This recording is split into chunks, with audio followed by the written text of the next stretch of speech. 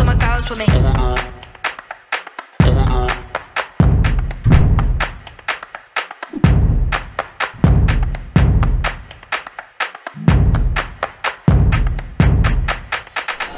Out towards Chloe Rolly, wonderful step from the Scotland international, gliding away, running away, sprinting away, stunning score! Lewis on the wraparound. This might work out for Thompson. They're going to put a little bit more on it, and then they're over. Large on the ball, lovely flighted pass, Tatiana Hurd with a straight line, streaking towards the try line in the opening minute. She spills away, dives over the line, wonderful fly from Tatiana Hurd. Megan got her, puts the afterburners on. Shodin Harris, 2-on-1 is Lydia Thompson. Oh no, you're not going to catch Lydia Thompson from there. Scott, oh, it's intercepted by Emily Scarrett. They won't catch Emily Scarrett from there.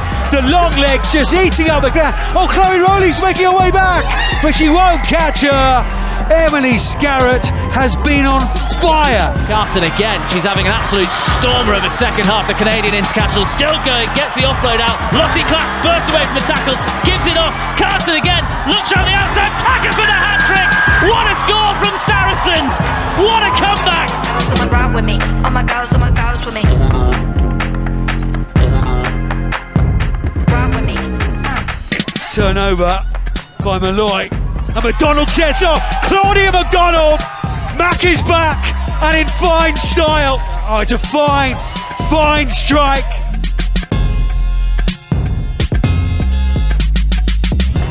Marston controlling brilliantly. That Bristol pack going forward. It's a penalty try. Oh, now there's a gap. Burgess. Ride with me, all my girls with me. Yeah, we're so pleased that it's been live streamed, and I know the players are as well. We've got a really great supporters group that kind of always try and follow us on social media, so to be able to live stream the game for those guys and all the family and friends, it is really important. I'm absolutely buzzing to be playing with the team. Like, I've been really lucky to be running water on for the last couple of matches, so I've seen kind of firsthand the hard work that's been going in on the pitch, and I'm excited to be part of that and pull my weight and get involved, so I'm really excited. We're so pleased to see Lydia back. She's worked so hard after her injury to get back, and she's been at every session supporting the girls and doing her rehab, and she's been back into England camp, so to see her taking the field again this weekend is brilliant, and I know she'll be really looking forward to it. I've really enjoyed it, actually. You know, it's a different kind of club, and I've really enjoyed it. The girls are great here, you know, the coaching setup and the facilities and everything. I feel really settled into it and really enjoying the rugby. There's going to be quite a few familiar faces playing for Bristol, which is brilliant. You know, it brings another angle to it. But yeah, it's an exciting opportunity. It's like a local rivalry, really. This is going to be a really good game for us. Bristol are a great team. They've got some fantastic individuals and they play well together. So, you know, they're going to take it right to the last minute. I think it's a game we're going to have to be really precise, really clinical with, and take any opportunity we get. Yeah, promises to be a great day here at Sixways. A very, very warm welcome to this Premier 15's round 16 game between Worcester Warriors Women and the Bristol Bears Women. I'm Johnny Hammond, and I'm absolutely delighted to say alongside me today is World Cup winner and a lady who's been here 14 seasons. She needs no introduction whatsoever, but I'll give her one anyway. It's Laura Keats. Laura, how are you? Yes, I'm good. Thank you very much. You're making me sound old. I'm sorry about that. The facts are the facts. First things first, how's the knee? How's the injury progressing? Yeah, no, it's doing really well at the moment, thank you. I'm quite lucky not having too many flare-ups, working hard on all of my little drills and stuff like that. So yeah, ticking along nicely. Well, it's the first time that Worcester have been streamed. So for the fans out there, just give us a little assessment of Worcester's season so far. I mean, it has been difficult, of course, with COVID amongst everyone. But your assessment from being in and around the team this season? Yeah, it's been a bit of an up and down season for us. You know, we've had some really good results. We've had a really strong start with a good game against Sarries at the very beginning, and then obviously absolute heartbreak to miss out on the win against Gloucester last week. So yeah, a bit up and down, unfortunately. And you've been making a bit of a habit of coming back in games. Bristol today, how important is it to get a nice quick start against the Bears? Yeah, I think this game's going to be really close, you know. Both teams are absolutely gunning for it. So I think whichever team can get that edge right at the beginning, I think that will be really good following through to the game. You've been hit by some injuries, not just yourself, but Lindsay O'Donnell, your captain, of course, and Lydia Thompson, lead us all. And that has been fairly obvious, the lacking of that leadership. Lydia comes back today, fantastic player on the field, but she'll bring so much more than that as well. Yeah, she will. Honestly, the girls are absolutely buzzing to have her back. Yeah, she brings so much to the pitch. Her speed, her class, you know, her communication, and all her experience as well. So yeah, she's definitely been missed, and I think the girls are looking forward to having her back today. Now, Bristol Bears, having a rocky season themselves, fair to say that they're in transition. Kim Oliver left the club, of course, back in January. Tom Lindsay has got his hand on the tiller alongside Amber Reid. What are you expecting from them today? They're off the back of a couple of heavy defeats. Yeah, definitely. I mean, I think they'd be massively disappointed after last week. So they're definitely going to be looking to come back, right some wrongs and see where they can, what stamp they can put on now moving forward. Always a very, very physical side. I mean, just looking through the team list, so many battles in the battle. I mean, the battle at number 8, Lily Crap against Harry's. I mean, that is just brilliant. Is it mouth-watering? Yeah, no, I think it's going to be great. Obviously, Lily Crap's coming back into it, and Harry's is off the back of a few consecutive really good performances now. So, yeah, I think it's going to be absolutely incredible to see. Well, this is the final game of round 16. Everybody else played yesterday. Let's have a look at those results from yesterday. Some really, really big games in there as well. The Stonex Stadium, of course, home of Saracens. They drew with Harlequins, the top two, already through to the semi-finals, of course. Leanne Riley thought she'd snuck the victory with a try, but then Zoe Harrison with a last-minute penalty sealed it into the draw, 17-all. The other big game was at Sandy Park, where Exeter, of course, pushing for a top 4 finish, just about beat Loughborough Lightning 17 points to 12. Wasp at 50 unanswered points on sale. And DMP, much tighter game for them. They have been shipping a lot of points, but went down 38 points to 7 to Gloucester Hartbury. What that all means to the table is this. Saracens remain top on 69 points. Harlequins just behind on 63. As I say, both booked their places in the semi-finals already. Wasps only played 15. They're on 56 points with Loughborough Lightning on 54. Then Exeter had to win yesterday, didn't they, to stay in the hunt. 48 points they're on. Then there's Worcester in 7th, just 1 point ahead of today's opponents, Bristol, who are in 8th. Well, let's hear from both the coaches now. Tom Lindsay, the interim co-head coach, and Joe Yap, the director of rugby here at Worcester Warriors. Tom, great to be here. Great occasion, M5 neighbours meeting each other. Difficult season for Bristol. Can't make no bones about that. Kim left the club back in January. You've come in, got your hand on the tiller ever since.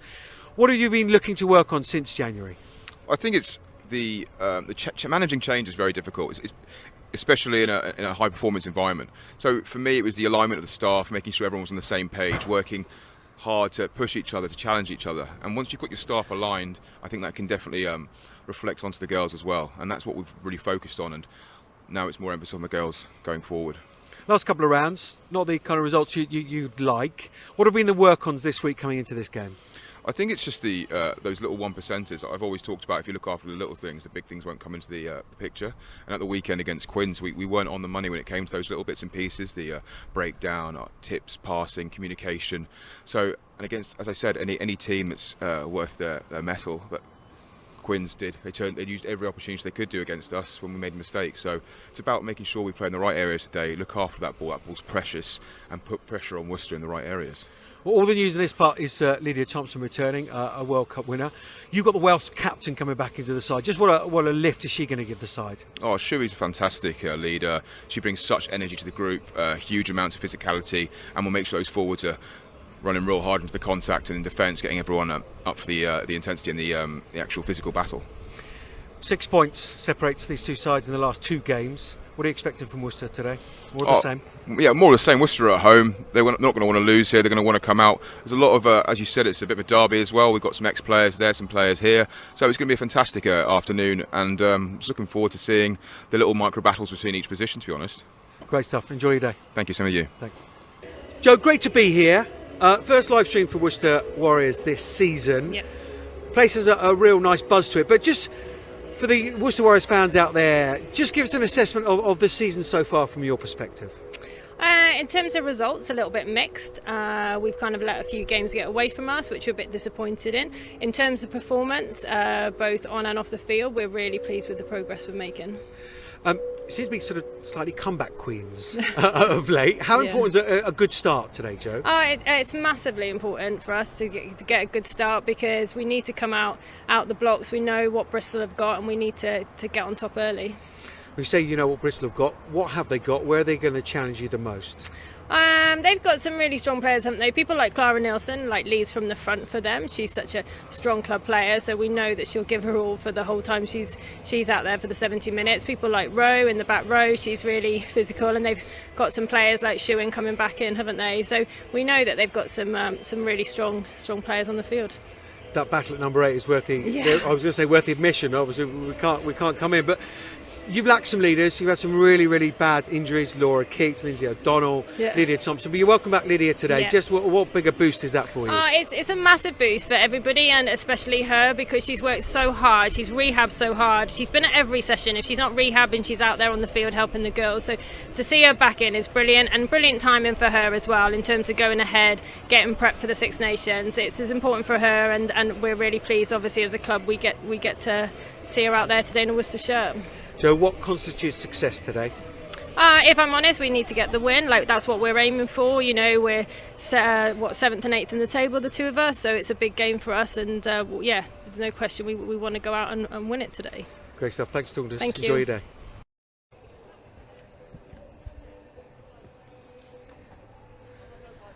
Well, let's have a look at today's teams then, and Worcester first. And the big news coming out of the camp is the return of World Cup winner Lydia Thompson. Not only a world-class player, but a real leader within this group. Sarah Nicholas and Katie Matheson will look to control matters at half-back. Up front, 3 more changes. Carmen Tremelling is hooker in the absence of Karis Phillip.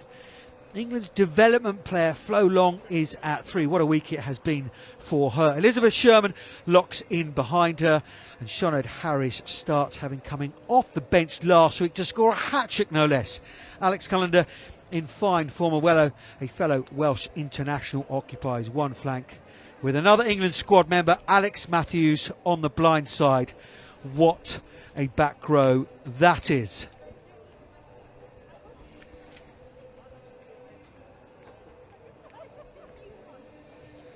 Well, like the Warriors, Bristol's welcome a seasoned Welsh international at number 8. Sian Lillicrap, Wales skipper for the Six Nations, returns to the base, shifting Renita Marsden to 6. The Welsh team continues with Natalia John coming into the second row. Changes continue in the front row. Ellie Mulhern joins captain Clara Nielsen and Holly Phillips. No Amber Reid, no Sarah Byrne.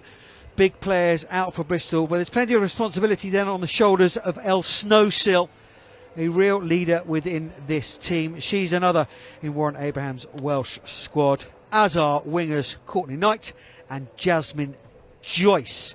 Phoebe Murray is back to wear 13. On the 2 benches then, plenty of former Bristol players just to add extra spice to this encounter on the home side's ranks. Charlotte Wright-Haley is another one of those. And there's some impact on the away pint with Dr. Simi Pan, a scary prospect coming on when the legs are tiring and the game begins to break up. I mean, everywhere you look, Laura, amongst those team sheets, there's the Welsh spine within Bristol, but my mind is immediately drawn, the eyes are drawn to those back rows. I mean, exceptional back row for you guys, but Harry's against Lillicrap as the teams begin to join us is mouth-watering within itself. It really is. Yeah, definitely. It's going to be really interesting to see how these two match up against each other. And I think it's going to be a real battle right from the off. They are physical encounters between these two. One place divides them in the table. 1 point divides them in the table. Let's prepare, the players come out to prepare for Rugby's response to racism within the game and not being accepted. Johnny Harris, co-captain. Sarah Nicholas brings out Worcester Warriors Women. You're saying today it's not about getting those semi-final spots necessarily. Personal pride and where these two teams are. It's an important game. We will pause now as rugby unites against racism within our great game.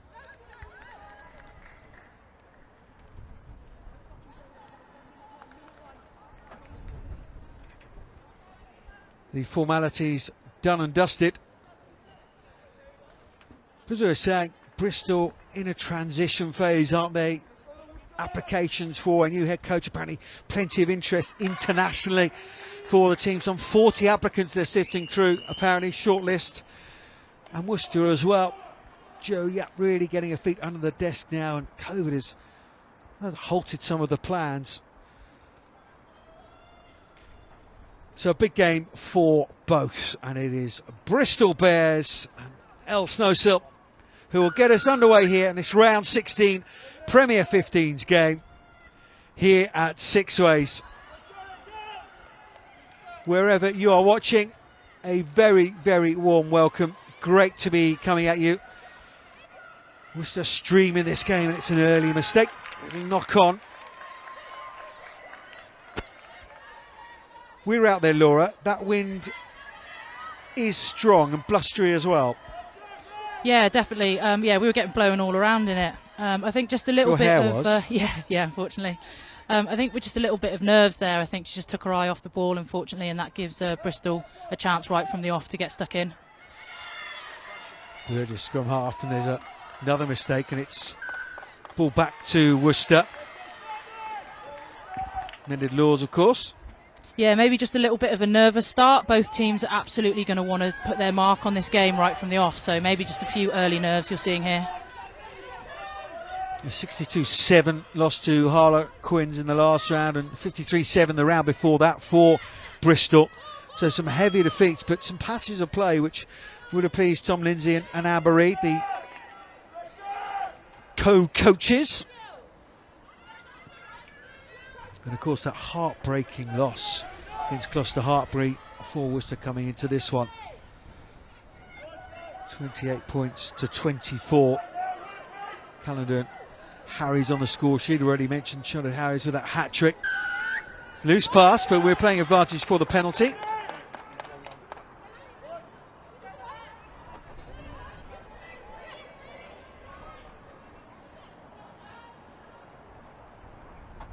A nervy start from both, isn't it?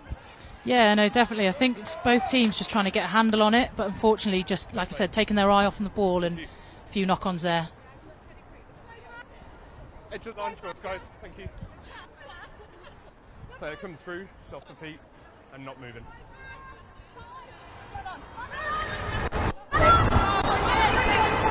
First line out of the game then. Carmen Tremelling. Karis Phillips is here, giving a few words of advice, the experienced Welsh international. No, she's on. She's on. Inviting pass, wasn't it? From Nicholas. On the ball. Long. Yeah, no, big carry from her there. Nicholas again just feeds back inside to Karis Cox. Does cut a lovely line. Harris. 7 balls there. Mattinson, former Bristol player. There's plenty of them in this Worcester line-out. Paige Farry's on this left-hand side, the Canadian international. He's playing West Shore RFC, in fact, with Mattinson. Some early penalties for Worcester, just beginning to get a little bit of rhythm. Yeah, definitely. You could see they were trying to build the phases there, just creep forward, and they've earned the penalty there. So we'll see what they can do with this. 13's legs are wrapped around the ball. Ball can't come through them. On the line. Who's calling the line-outs out there this afternoon? So I think for Worcester it'd be Amelia Buckland-Harry or potentially Elizabeth Shermer. I think they take it, share the role. She's excited to be here, wasn't she, Elizabeth Shermer, today? I don't think she's seen many people in the last week, really, apart from training. So she was just excited for the game. Definitely excited, yeah. Set the drive, though, really well. Body positions could be slightly more with a spirit level, but it's still going forward. It's rumbling. It's over the line now, and it's the first try to Worcester. Yeah, what a really well worked try there. You could see as soon as they got into the 22, straight for the line, knew exactly what they were doing. Obviously, with the new rules in the TP15s, you can only maul it within the 22s. So it's a real big weapon that teams are using at the moment to really nail down that maul. Yeah, should remind the viewers of those as we go through.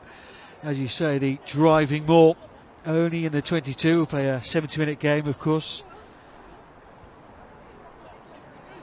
By the pack, I think it was Tremelling playing that Karis Phillips role. Yeah, I think it would have been her at the back of that maul on the ball.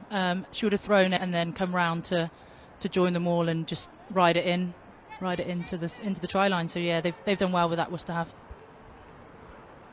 Technically it was good, wasn't it? Just kept moving, gave the referee no opportunity to make them play it. Yeah, I think sometimes when the maul doesn't drive forward that quickly, it's quite easy for teams to panic and think they need to get the ball out or they need to do something else with it. Sometimes if you just stay in there, drop the height, keep the pressure on, you can find an edge and work it round. I think that's exactly what Worcester did there, just spun it round to the right.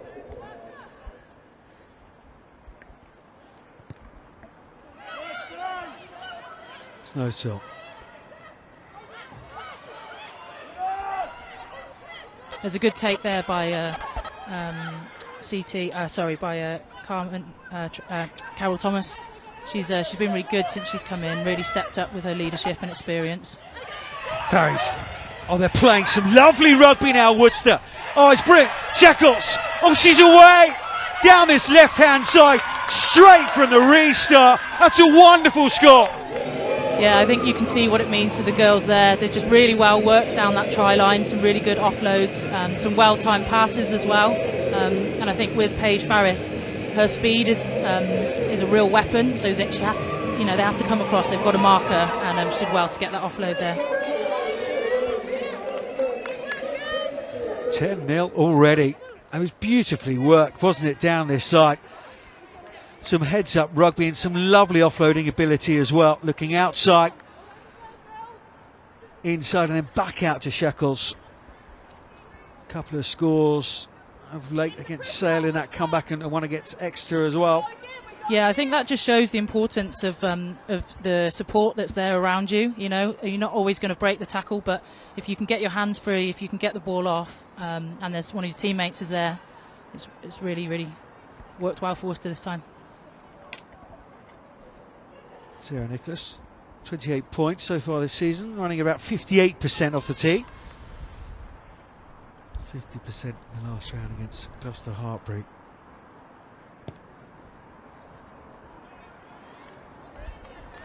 Unable to get the sat-nav right on that one is a tough kick. What a score, what a start. Yeah, definitely. I think, like I said, a bit nervy to begin with, but I think of the two teams so far, Worcester seem to have settled into it a little bit more. I think Bristol will be looking to try and swing that and get a few more phases, build a bit of pressure and stay down in Worcester's half, really. Here's Alex Matthews. Back from sevens, back in 15s, back in the England setup for the Six Nations. Yeah, no, definitely. Obviously, GB7's are full steam ahead, so I think she's back from a good week of training.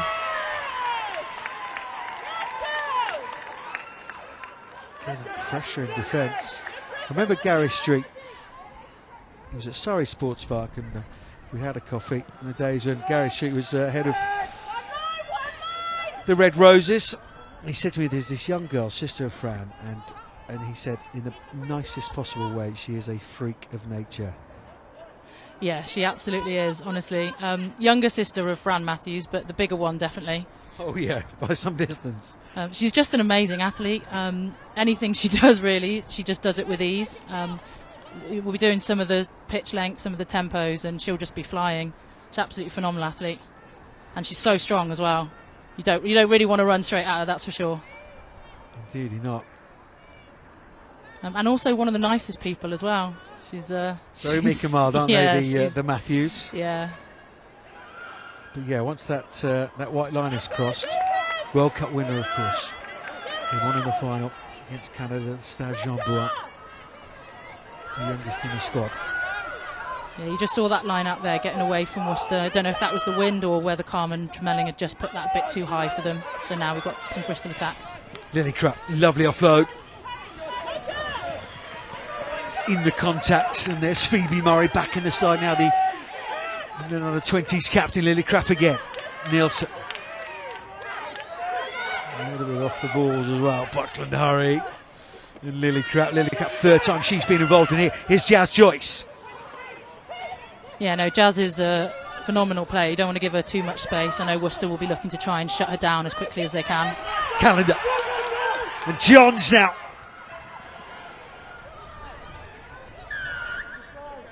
Luckily, Alex Matthews came back to make the tackle.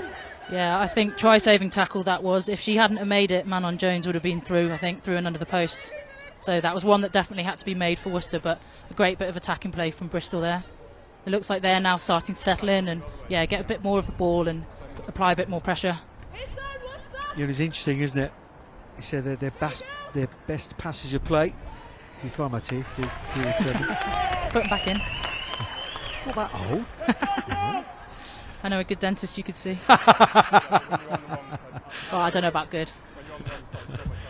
I hear they're just swanning around being patrons of charities nowadays.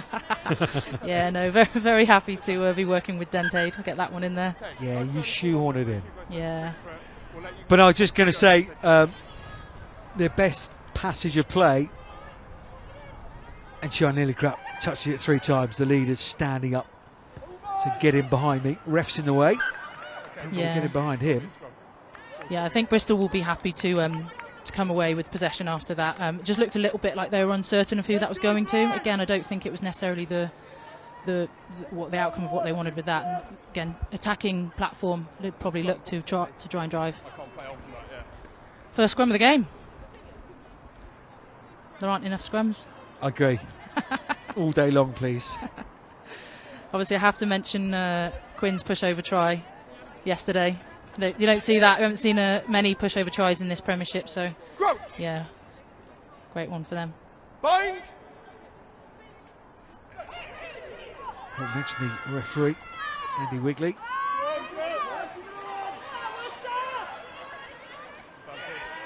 Armies out the Bristol way for Burgess, Snowsill, Scouse. Murray coming on an angle, she's not used this time. Shekels comes over the top of the ball and will come back for the penalty. What's it for, Laura Keats? It'll be interesting to see what he says. It looked like there was a lot of pressure, one boring in, I think that is. So as you could see when the pressure came on, we've got just a slight change of angle there, really. So I think he's done Carol Thomas for going in on that angle. What we wanted to do is stay nice and square. So yeah, that time's not worked for Worcester. Gives Bristol a second chance at their line out.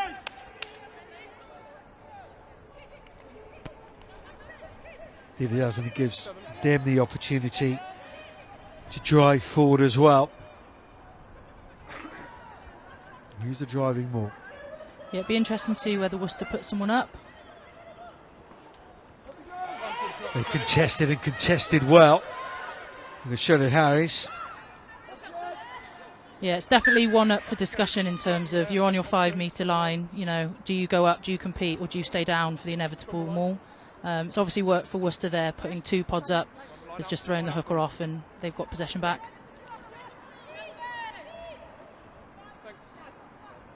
I'd much prefer to compete, you know. I don't think just let them bring it down and let them set it. I think if you can put them off in the air and you can get that, stop that before it even starts, because if you get a good maul going, it's pretty undefendable. So in line with our thinking. Front row, as you see. The best. There should be more of us now. What game that would be? Nowhere else to be. And look at this drive from Worcester. And again, they're looking down this short side. What a hit. Huge hit from Johns. Possibly a point to prove. Yeah, I think Katie Matson just got caught there in 2 minds, was a bit slow, and yeah, Manon Jones made her pay for it.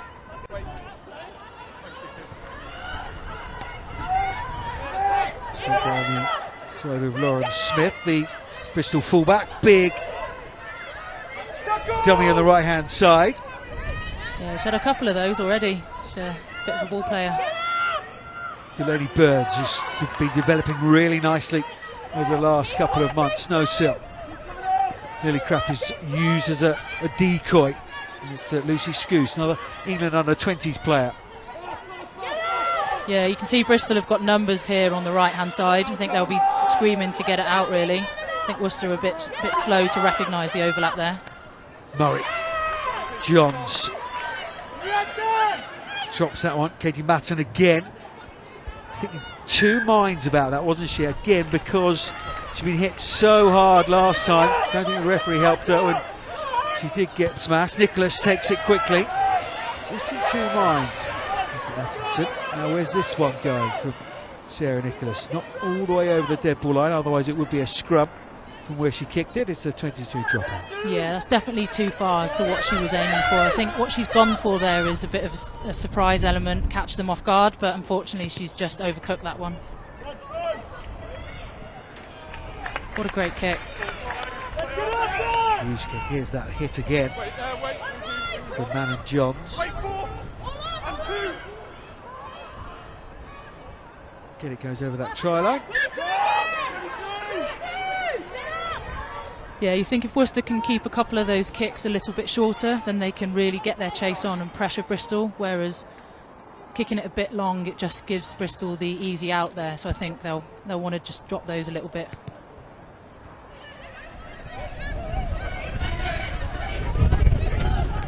Nicholas again.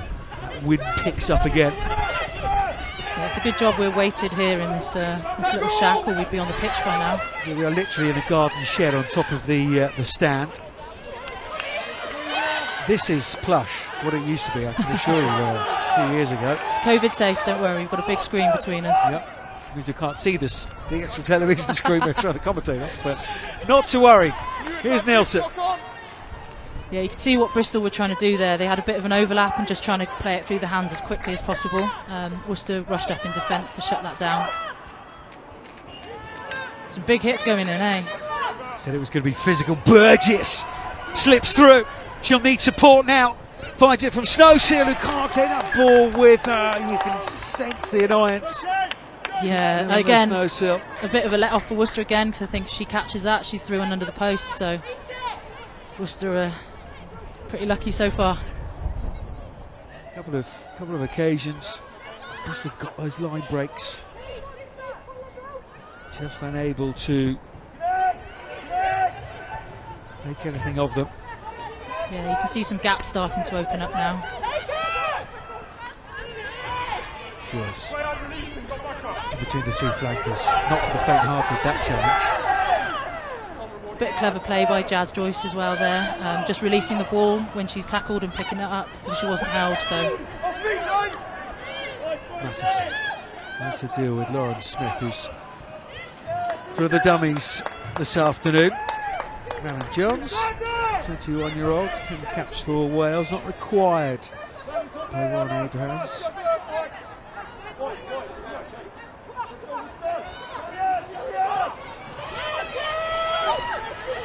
nice big carry there by Carol Thomas. You can just see the Worcester players trying to flood through that gap. Just then, Amelia Buckland-Harry able to get the offload off. Cox is through. Caris Cox. Oh, she's been brought down. Metre from the line. Oh, what a tackle by Jasmine Joyce. Brilliant tackle. Matheson, it's got to be on. Farris. Third try for Worcester. And they are finding those gaps, rather like Bristol. They are taking full advantage of them. Yeah, no, definitely. Again, a well-worked try from Worcester there. You can see the amount of support behind the ball. Great try, great break by Caris Cox there. Absolutely fantastic tackle by Jasmine Joyce. And then, unfortunately, there were just numbers over. So Worcester able to get it through the hands and cross the line.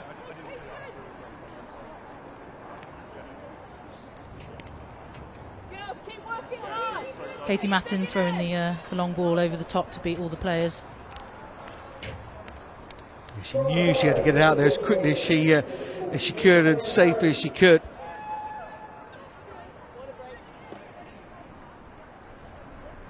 Nicholas with another challenging conversion, but 15 up now.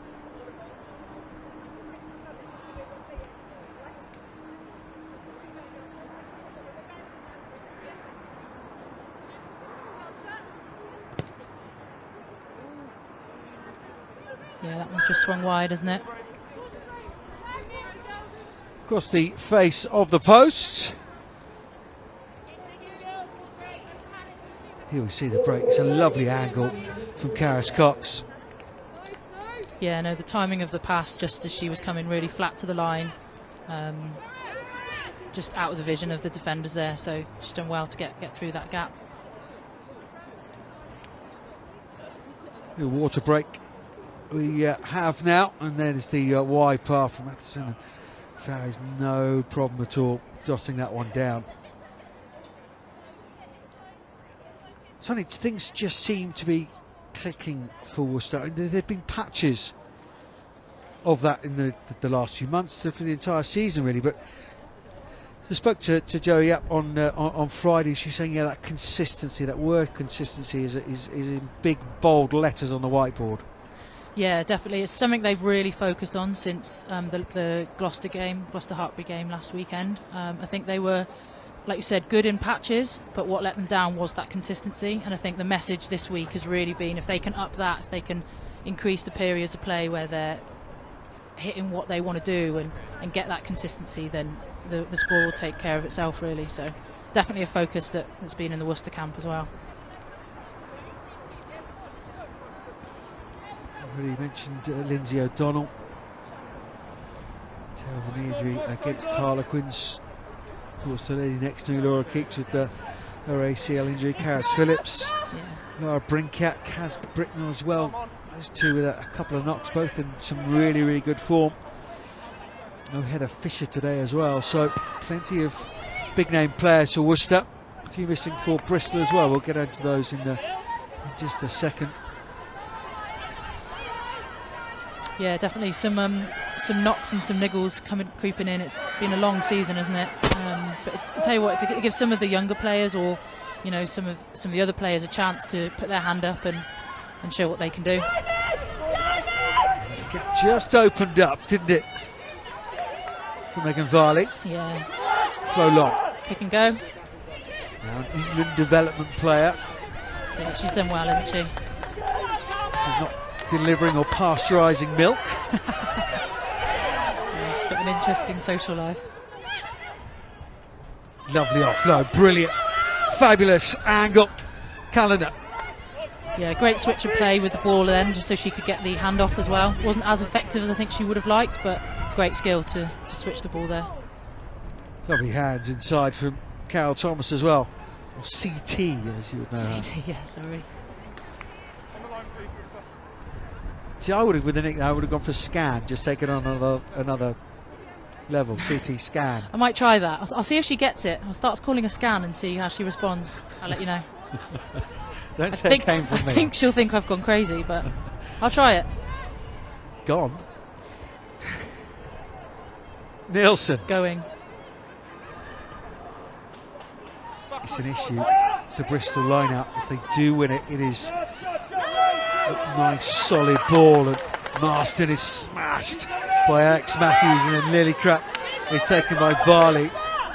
Those power runners identify very clearly Worcester defensive line as Matthews trying to charge that kick down from Snowsill, who remains in the backfield. Lydia Thompson, here she goes. Yeah, there's a lot of expectation, I think, when she's on the ball. She's a stepper. You can see now she just doesn't give up.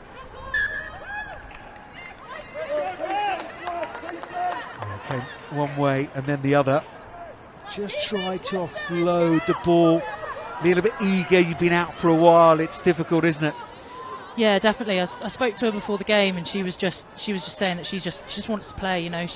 She feels ready. She feels up for it. She just wants to get out there. So I think, yeah, she just wants to show what she can do. Of course, a knock-on is a free kick with the amended laws. Yeah, it took us a bit to get used to, I think. I think at first we were expecting it to be like a penalty, quick tap and go, but the refs have really started to slow teams down and give the defending team a chance to get in, set in defence. It's not really it's an advantage, but it's not a penalty advantage like that. So it's something that Rachel Berth and I have spoken about on the Women's Rugby pod. Are you a fan of the referees saying, no, you've got to slow down, actually, you've got to just keep that ball? We'll come back to it because Varley is away on this left-hand side again. She needs to look inside. Barry's is there. She steps over that ball. Harris. leaves it for the scrum half. Mattinson, now Alex Matthews into Nielsen. Canada's come from the side, and it's a brilliant body position from Manon Johns. Yeah, definitely what an important turnover for them. You see all the Worcester players lining up on the right hand side for that, so I think that's a really great turnover from her. He wasn't to get back there as well. I think if Meg Varley had been able to look to her right hand side, she had Sinead Harris on her inside, and I think that would have been an interesting offload. Seeing what Harris could have done with that, with a bit of space. Sinead Harris, co-captain, as you said, with Sarah Nicholas, not in that Wales squad, whereas Sian Lillicrap is in that squad. The two number 8s. There's plenty of Welsh players in that Bristol side. Yeah, that's a better line out for Bristol there. The previous one, you could see Worcester closing the gap on them. Seconds. Just trying to use those power runners, aren't they, Bristol? The likes of Marston, the likes of Lillicrap. But Worcester have done their homework. You would expect that from a Joe Yapp side. Yeah, definitely. And Manon Johns has gone a little bit high. She knew straight away, there's no malice there. Yeah, a little seatbelt tackle, says the referee, and we will have a full penalty in Worcester. Now this is big kick because you get it into the 22, so they're able. What a kick! To get the driving line out going. Yes, she is. Yeah, no, it's a fantastic kick from Sarah Nicholas there. Just able to put Worcester again in an absolutely amazing position to use their line out. There's that high tackle. Yeah, straight away, didn't she? Hands up, no malice in that at all. It's that upright position which World Rugby are trying to get the players to lower. It's just going to be a safer game for everyone involved, from the 6s all the way up to the elite and professional game. Yeah, definitely. You need to focus on getting the tackle height low. Obviously, think safety first. Think anything to the head neck region now just isn't tolerated. And yeah, get your tackles low, kids.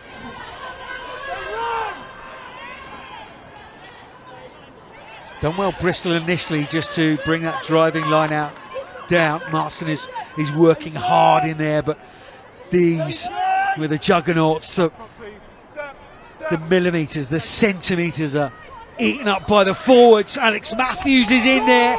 It's over the line, but referee says play on. Advantage to Bristol. It's a knock on. They've got numbers, have they? Sheckles releases, trying to turn that ball over. Yeah, what a great turnover for Bristol, and really important time as well.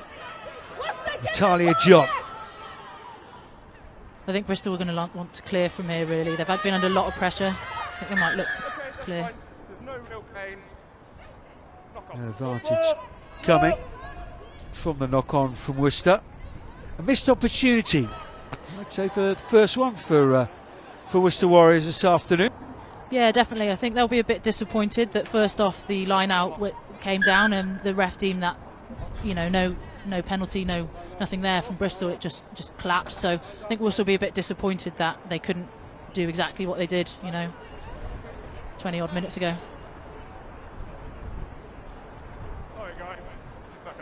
But it is working well, isn't it? The line out is nice and clean. The scrum is working well. The offloading game is working well. Runners off the ball, people working hard without the ball. It's good performance so far from us. Just need to keep this up through the full 70 minutes now. Yeah, I think there was a real buzz around the girls today. Obviously it's massive for the Premiership and for the women's rugby for this to be streamed. I know Worcester have put a lot of support behind it going out, so I think everyone's excited, happy it's going out, bit of nerves, but really wants to show what they can do, be on top of their game. Thanks. Whoever you speak to in the management ranks here can't speak highly enough of the owners. Very, very committed to the women's game, especially trying to hold that ball up. Corey. Yeah, no, they're absolutely fantastic. They had a meeting with us as soon as they came in, sat us down and kind of gave us their vision of where they see us sitting in the club, and this idea of a Worcester family, which I think the girls have really bought into, and it's something that Joe Yapp's been really keen to bring in, is that culture, that belief, that you know, just the standards, and I think the girls are really starting to take it on now, and it's showing in their performances. Literally nobody better for do our role here at Worcester than Joe. Yeah, knows the club, knows rugby, knows the youngsters. Work with plenty of these players at academy level, university level. Yeah, under 20 levels, and under England under 20 as well. Yeah, no, she's been absolutely amazing since she's come. So a fully integrated women's side into Worcester Warriors. Yeah, we're very lucky with the facilities we have here. Plenty of clubs still just giving it lip service, just ticking the box, pretending that the women's game is important to the club. Not the case here at Worcester, certainly through my humble eyes. Integrated club, pushing the women's game to exactly where it should be. It was a penalty for Bristol. Yeah, a little bit high, wasn't it, with the fend? Yeah, just into the throat area there. Like I said, everything's got to be below the neck, nothing above. So just a penalty there again. No malice in it, I don't think. Just slipped high. I appreciate it. If we see that, we deal with a little bit of a break for everyone as well. Just your voice around the pitch a little bit. Just make sure it's Catch going her the breath. right way. Thanks. Been a cracking start to the game though. 3 tries from Elling. We think it was at the bottom of the actual driving line out. And then Sheckles a wonderful score down the left hand side into play. And then Farries again on the left hand side. Burgess knew she was going to get hit. Yeah, Worcester just put the pressure on at the back of the line out there, which forced Eleanor Snowsill to have to come back in. Tide, it's from nowhere and gone directly into touch from Burgess.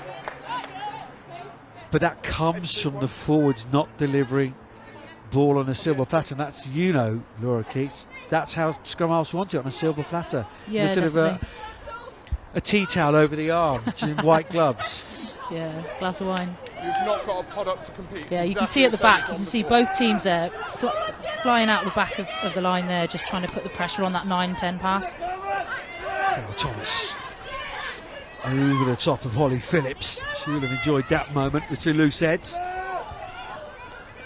Said it was going to be a battle royale in the back rows, and indeed it is proving to be so. Marston getting over the top of that one, and now it's Alex Matthews trying to rip it back. She's on her knee now, so Alex Matthews has to let go. This will be a turnover for Bristol. Yeah, really good turnover there from Marston. She's straight onto the ball as soon as the Worcester players went down with it. Couple of caps for England.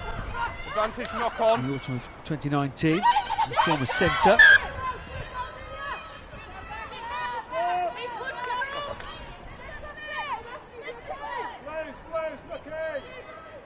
We're back to the free kick for the knock-on, and the referee's slowing it down. Right or wrong for you? Right when it's against me. Wrong when my scrum half's got the ball in her hands and we want to play. It's a difficult one, isn't it? I'm sure you, like you said, it's difficult. It's not the advantage of a full penalty. You know, it is just to reduce the face-to-face contact, reduce COVID chances, and all of that stuff. So, you know, it's a difficult one. I think probably they're right to slow it down, give the team a chance to at least set in defence, rather than it being a penalty of offence where they just quick tap and go, and, you know. You wouldn't have that ball that quickly from a scrum, would you? So no, yeah. Again, that line out just about won by Bristol, but again it's dustpan and brush, and another gloves time out just to tidy things up. Tackle! Back with Nielsen now, co-captain. Inside. Oh. I do apologise, she's full captain, isn't it? Co-captains in your ranks. Yeah, no, she's full captain. No, that was inside. It's the coaches who are co-coaches, isn't it? Amber Reid and Tom Lindsay. Tom Lindsay, interim co-coach, along with Amber Reid.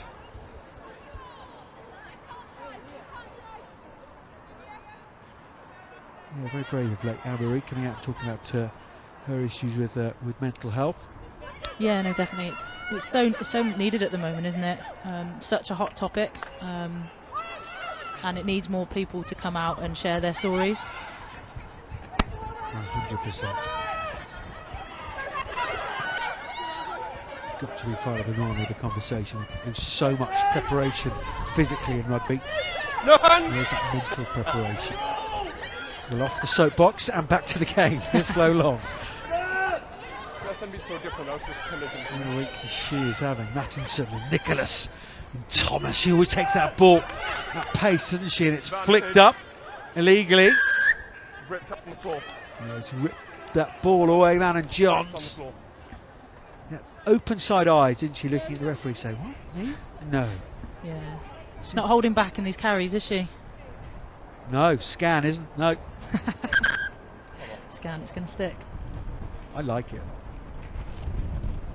But she's an experienced player, isn't it? And in that conversation I had with Joe, and I said, really missing the leaders, yourself, Lydia Thompson, Lindsay O'Donnell. She said, yeah, just and that space is being filled, slowly being filled by the likes of Carol Thomas, by the likes of Shoned Harries and Caris Phillips as well. Carol Thomas, 52 caps for Wales now. And reselected as well. Indeed so. Yeah, Back in. Yeah, she obviously only came to us this season, and I think sometimes it's that balance, isn't it? When you are experienced but you're new to a side, on how much do you say, how much do you feed in? So maybe some of the injuries has given her the chance to step up when maybe she would have kept a bit quiet before. But yeah, there's lots of people putting their hands up, lots of people filling that role of the leadership and all that small communication that's so vital on a match day and in training, just to keep building. He's very keen to impress that Lydia Thompson has, throughout her injury, has been to every session here supporting the girls in any which way she can. There she is. And that far side, that gaggle of backs. Certainly can't miss her boots.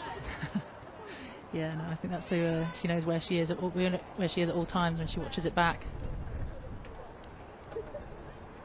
Yeah, no, I think she's been running the waters for the last few games, and obviously with COVID and not being able to do much, everyone's fighting for a role on match day.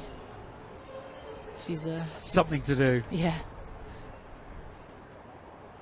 She is included in Simon Middleton's England plans for the Six Nations alongside Alex Matthews and Flo Long, one of the development players. Carol Thomas in the ranks, Worcester as well for Wales.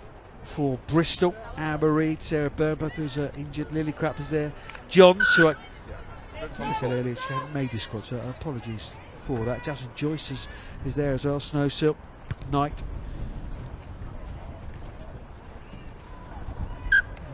Gemma Rowland, who's on the bench today, and Kira Bevan, she's out injured at present. Yeah, no, she played really well last week against Quinn, so it was a shame to see that she's not on the team sheet again today. Move! Taken by Sherman. 5 is legal for the middle. Yeah, this is where Worcester just need to remain patient. They've got a bit of a break off. And Nielsen has come round though. I think it's the Bristol captain, but she's done it illegally. Another penalty here. What's your decision, Captain Keats? Into the corner? Yeah, definitely. You're not saying scrum? I don't think you can now, can you? Not off a penalty. That penalty's against you, side entry. Got too many penalties coming into this area. No, I think I'd go line out here. The referee having a word, unable to hear what the referee's exactly saying.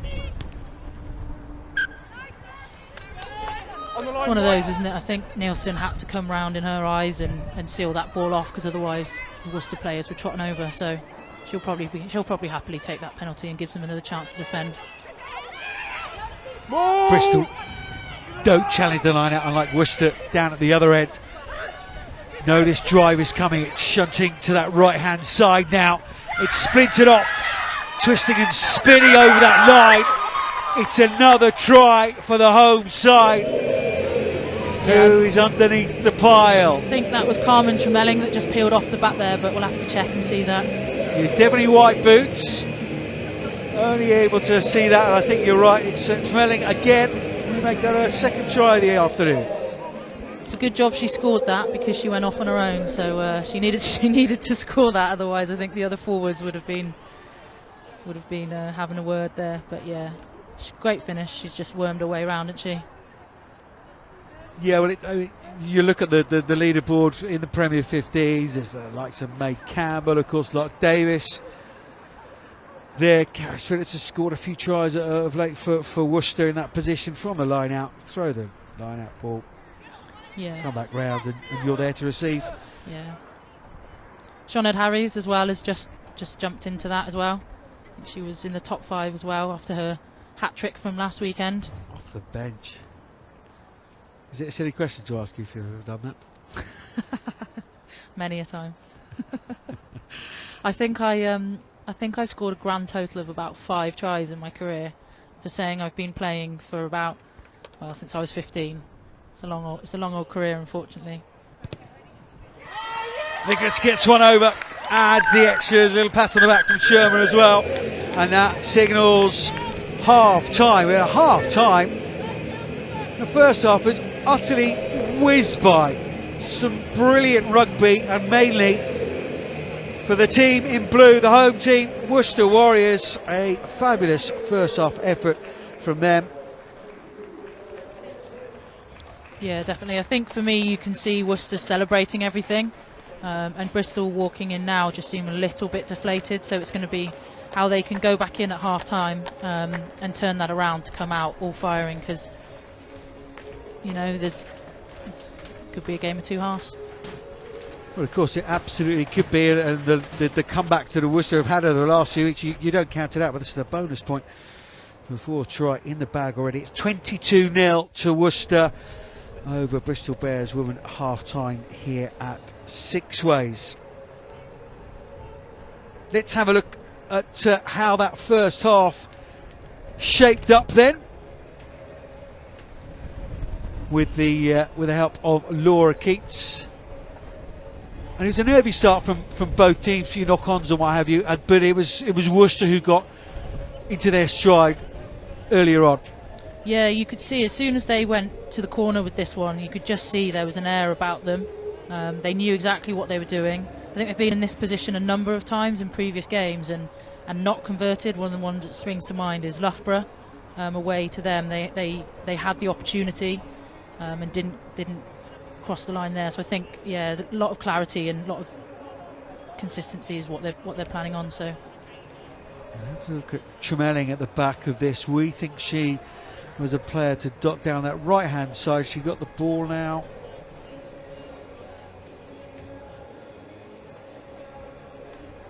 Yeah, she did. You can see what it means to the players there. Alex Callender celebrating as she always does.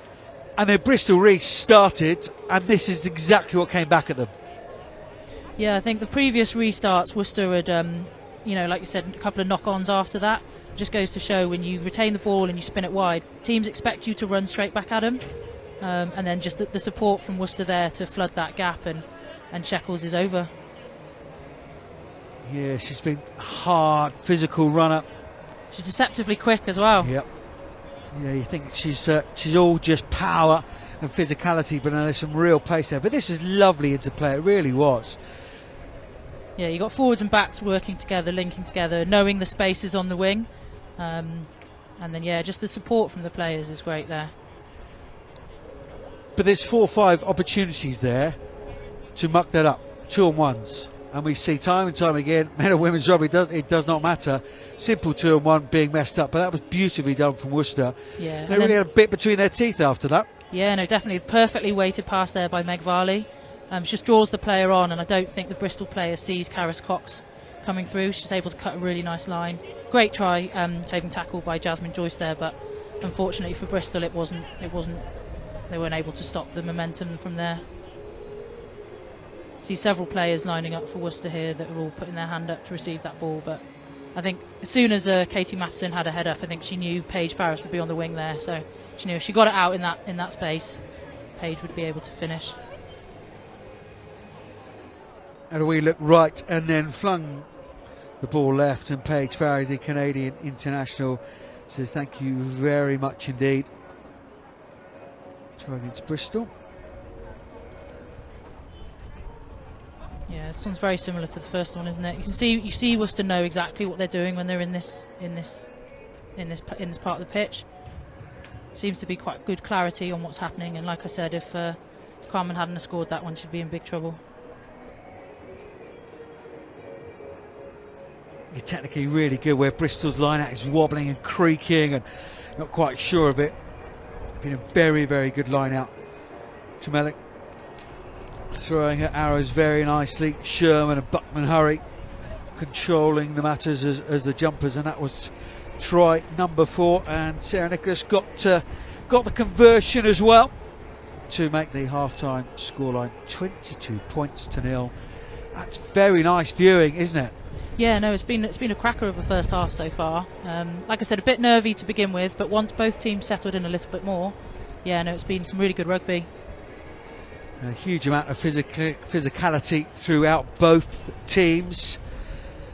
But as we said, it's been a really whirlwind week for some of the players being introduced to international squads. Some players have been there before, but one lady who hasn't been there before was picked up by Simon Wilton as an England development player.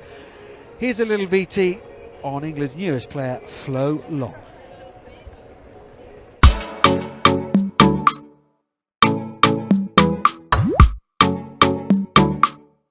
Last time we met, obviously it was the first time me playing this fixture from like this side, and yeah, it was a lot more than I expected, you know, because obviously they're all my friends and stuff. I didn't realise there'd be so much animosity on the pitch, but no, it's great. I think it brought something else like out from me, and yeah, hopefully it'll do that again, and I'm buzzing for it, if I'm honest. So I do a milk round on the Friday morning, play on the Saturday, up again to pasteurise the milk on the Sunday. And then again, I've picked up another shift, so no rest between the Sunday and Monday. I'm doing a milk round on a Monday again, so yeah. Oh, I live with Charlotte Wright-Haley, so it'd be a bit unfair if I didn't say her, wouldn't it? I've known her since I was like 13. We played at Somerset together, so yeah, but I think I've got quite a few like close mates here, and there's a lot of people I go to for different things and stuff, so I can't really pick one favourite. It's like a mum, isn't it? Like, I haven't got a favourite, you're all my favourites, yeah. Do you know what I like? Oh, from like Bella Italia, I think it is. The calzones, you know, they're like pizzas folded in half, like one of them. I think that's a bit of me and some like chips or something as well. Yeah, double carb it, why not? If I've not eaten before, then I might as well just double carb it after. Don't let Will, the nutritionist, see this, I'll be in trouble. So my biggest support would have to be my mum. She's been driving me around since I was 4. Taking me to rugby like all over the country, so she'd be at all the games this season if she was allowed to have been, so yeah, I'd have to say her, wouldn't I?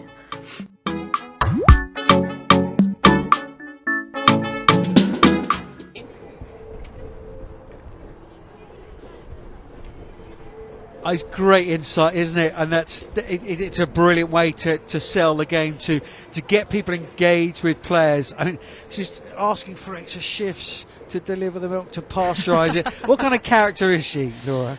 Well, she was really quiet when she first came to us. Joe Yap said to me, you know, we've got this young prop that's coming through. I'd like you to take her under your wing a little bit, and you know, give her a bit of confidence and chat to her, and you know, just be a bit of a buddy to her and everything. And you know, I messaged her. She didn't message me back.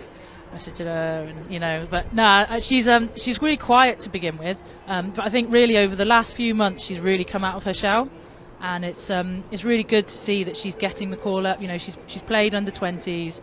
She's been fantastic for the last half of the season when she's been playing regularly.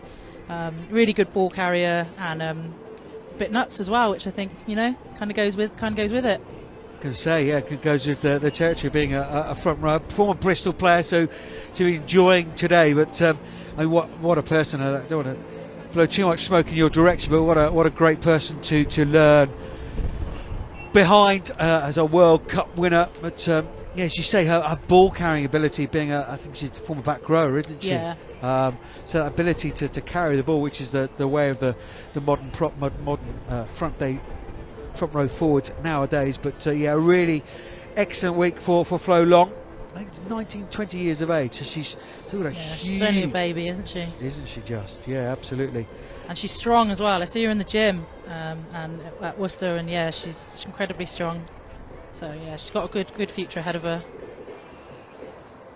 Works on that Farmers Estate, pasteurising the milk 3 times a week, delivering a couple of times a week. Wonder whether that will all change for her, Flo Long, but really good to see that development. Do you like that idea of having a development squad within the England squad?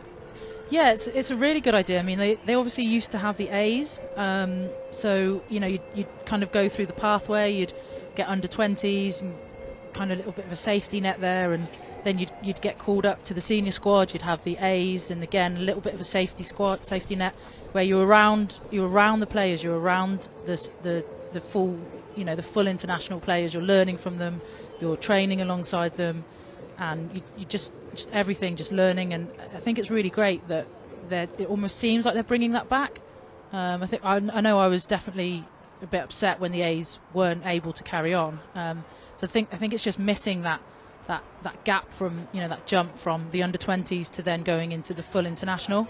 You've got some players who are a lot older, a lot more experienced, and for younger players that can be quite intimidating. And yeah, just having that and the players around you to learn from, I think, is really good. And actually, being in that environment, it's a level up. It should be a level up. And actually, for those young players to get involved in that, behind the likes of Sarah Byrne, behind the likes of Shauna Brown, who are fit at the moment, yourself, of course, in those conversations, but actually just to be in and amongst the likes of Emily Scout, the likes of Mo Hunt, although she's injured at the moment, but Sarah Hunter, just rubbing with the shoulders of these people and gaining those few little inches is going to make her a much better player. And then she brings that back to Worcester, and the cycle all continues of rugby progressing. Yeah, sure. I mean, it's all about growing the game. That's what we really want to do, and all the England players are really, really behind growing the game and getting the club level as good as we can. It's a really competitive league. Week in, week out, you've got the 2 top teams drawing against each other, and it's what we want to see. So having that development, having those development players come through and being able to pick it up, it's great for them. Yeah, Worcester, as you say, come into this round in this hugely competitive league. You've seen the likes of Exeter winning against Saracens, Loughborough yesterday. Of course, 4 wins. Will this be the 5th win of the season for Worcester? Already DMP and Bristol away from home. And Sale. Can they do the double over Bristol? Marston takes the kick off for Bristol. Good physical first half from her. Yeah, she's a great ball carrier, isn't she?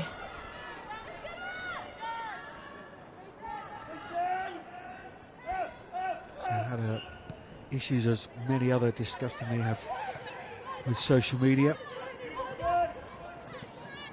Yeah, I know there's a lot of call for being not nameless and faceless anymore with social media, so you can't troll like you can. Terry Laura, if you had to give a national identity card or passport or something like that to prove your identity when you created an account, all these problems would go, wouldn't they?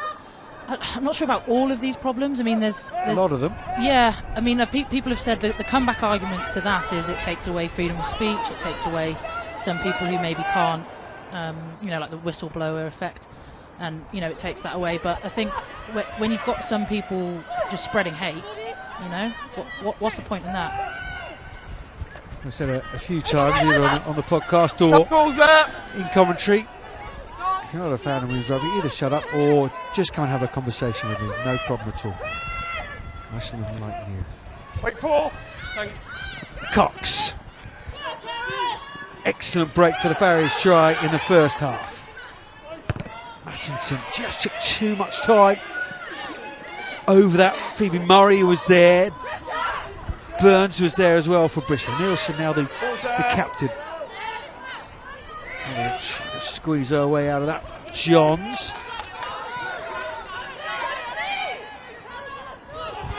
Straight through is Burgess. Cox to beat. She's round. Farries comes across. Excellent tackle from the winger. Now they need a scrum half. Advantage, turn the ball. Penalty to Worcester, and there may be more here. First one, you're holding the ball on the floor. Nope, says the referee. Yeah, what a great break by Lucy Burgess, just straight through the middle of the pitch there. And I think it was Sarah Nicholas there with that missed tackle at the back. But yeah, no, really good pressure from her. Nielsen. They know what a totem pole of a player she is for Bristol, and they have just put her backwards. And Steph Evans, who's just come on the field as well. Steph I-Care Evans. Some big tackles coming in here. Huge. Don't go. A couple of replacements for Bristol. As I say, Steph Evans on. Barwick as well. Megan Barwick wearing 19. She's offering herself on this near side. It goes on the open side to Snowsill. Huge space there. Excuses trying to race after this. Barry's just needs to be patient. Indeed she is. Calm and cool and collected. The international player. Dots down, and we will have a 22-metre dropout. Make sure they drop down. Yeah, she did well there just to shepherd that back, and she was really cool. And under that, I think I would have been a little bit more stressed at that point. Let it roll over the dead ball line. I think I probably would have tried to catch it on the full, if I'm honest, and tried to mark it, and then I probably would have fallen over. But Alex Matthews. No, leave it. Shannon Harris deal with Steph Evans. Yeah, you can hear the ref there shouting leave it, and Shannon immediately just takes her hands off it, so that's really good discipline by her. Matthews. Explosive power. Atkinson finds Harris. Just that neat little step against fellow Welsh international. Just changes how the defender is able to tackle, just changing that point of contact, the footwork in the contact. Yeah, she's got a great step on her, Sinead Harris has, and it's seen her through gaps on a few occasions, so yeah. Have a couple of excellent scores. She scored against Richmond last season now. Shekels. Chased by Murray. Farries. Rather cut out the space for Farries there, Shekels. Tackle! Possession still with Worcester though. Yeah, looks a bit of miscommunication down that wing. I think she probably wanted the ball earlier, if I'm honest, just give her a bit more room and a bit more space. Harris.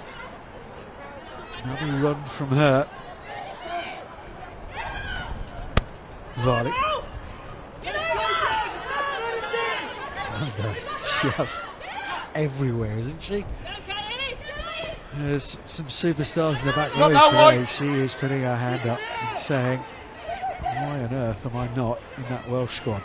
Yeah, I don't understand it personally. She's week in, week out. She's absolutely phenomenal for Worcester. And she, yeah, you're right, she is everywhere. Her work rate, her tackle, she basically crawls along the floor to tackle everyone, but she doesn't miss them. And yeah, she had some really good runs as well. Not sure about that one then.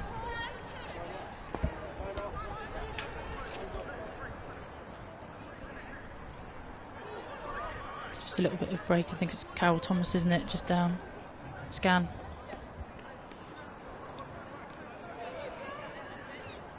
Alice Lockwood is on as well, wearing 20 for Bristol.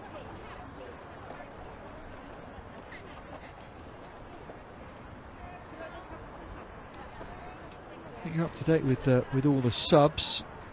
Sharon Lillicrap's made her way off the field. Marston is still there. Nana Johns is still there. Natalia John, I think, has made her way. So I wonder whether that's a call from the international setup. Yeah, they can play, but only a half.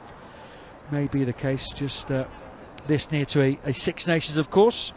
Yeah, maybe she's also coming back from injury. So it could be limited game time. You know, just give her a half, get it under her belt, get the meters in, see how she fares after that.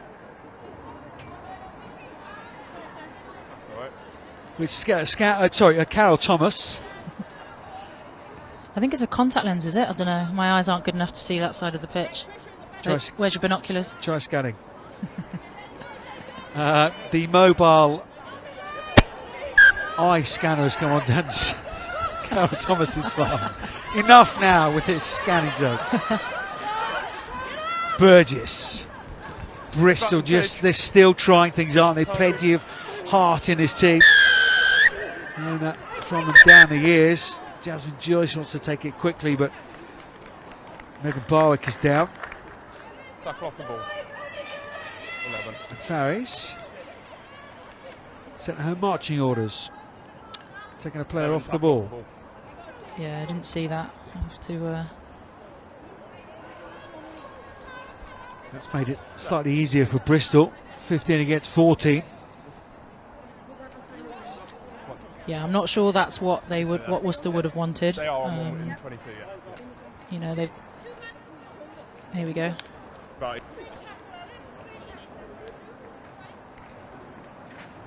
Burgess takes it out to that short side. Shoulder, isn't it? She's in two minds. She knows that ball's probably coming this way and committed to the tackle. Yeah. Yellow card? It's been called now, isn't it? It's been called.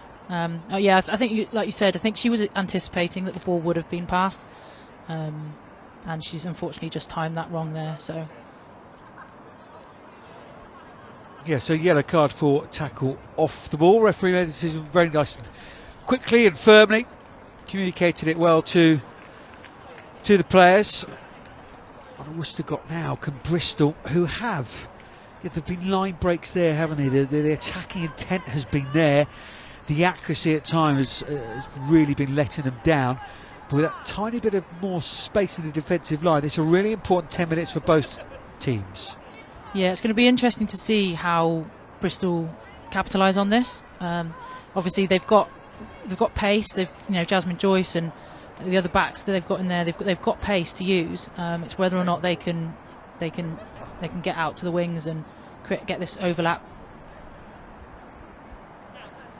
It brings me back to that conversation I had with Joe Yapp in the week leading up to this game. So again, 2.5 years Worcester down the bottom of the league, and winning or losing becomes a habit. And actually, that Gloucester game, they come back really, really well. Can't quite see it out. If you've got a few more wins under the belt this season, it's that mental side, and it's being developed, she said, quickly, but at times it's still not quite there. Now, this is a situation when you're 22 points to nil up. You've got to weather this storm for the next 10 minutes, and mentally, this is really key for Worcester. Their development not only this season, but long term as well, I would suggest. Yeah, it's good. Like I said, it's going to be interesting to see how they respond to this.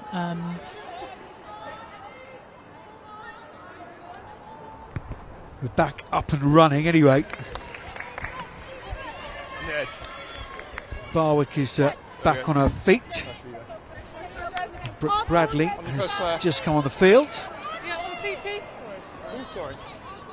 Yeah, Brooke's a great player. She's really energetic, and it'd be good to see what she's brought on, if she's noticed anything from watching on the sidelines, and see what impact she can have on this game now. It brings a real energy, doesn't she? And a buzz ball of a scrum half. 12-15 it was. Round 8 back in mid-December between these two. Some effort from Bristol to get it back to the scoreline as close as that, as Alex Matthews goes through the tackle of Barwick, just about held on the Bristol player. Varley, Calendar,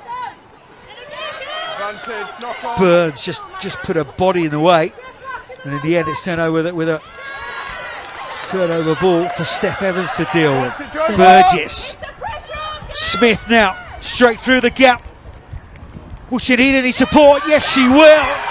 Lockwood. Bristol get one back. The minutes after Worcester being reduced to 14 players, Bristol do exactly what they had to do and strike back. Yeah, what a try. I mean, you could see 2, 3, 4 of the Bristol players lining up on that right-hand side, and I think, to be honest, any one of them could have dotted it over, but she's done really well there. Draw the player in and used her support well. Again, another great timing of the pass, and it's just got Sarah Nicholas there just wrong-footed and straight through. Seen that a couple of times from Lauren Smith, isn't she? Almost at will today. She's been getting over that gain line, beating defenders.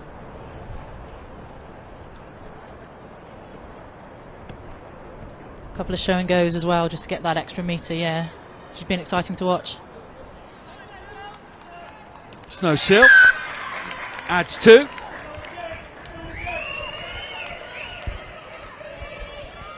It's 54 points for the season now for Eleanor Snowsill.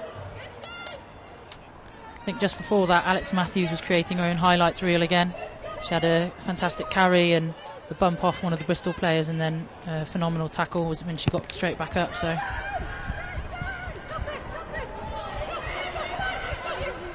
not an orthodox catch from the kick-off, but it worked.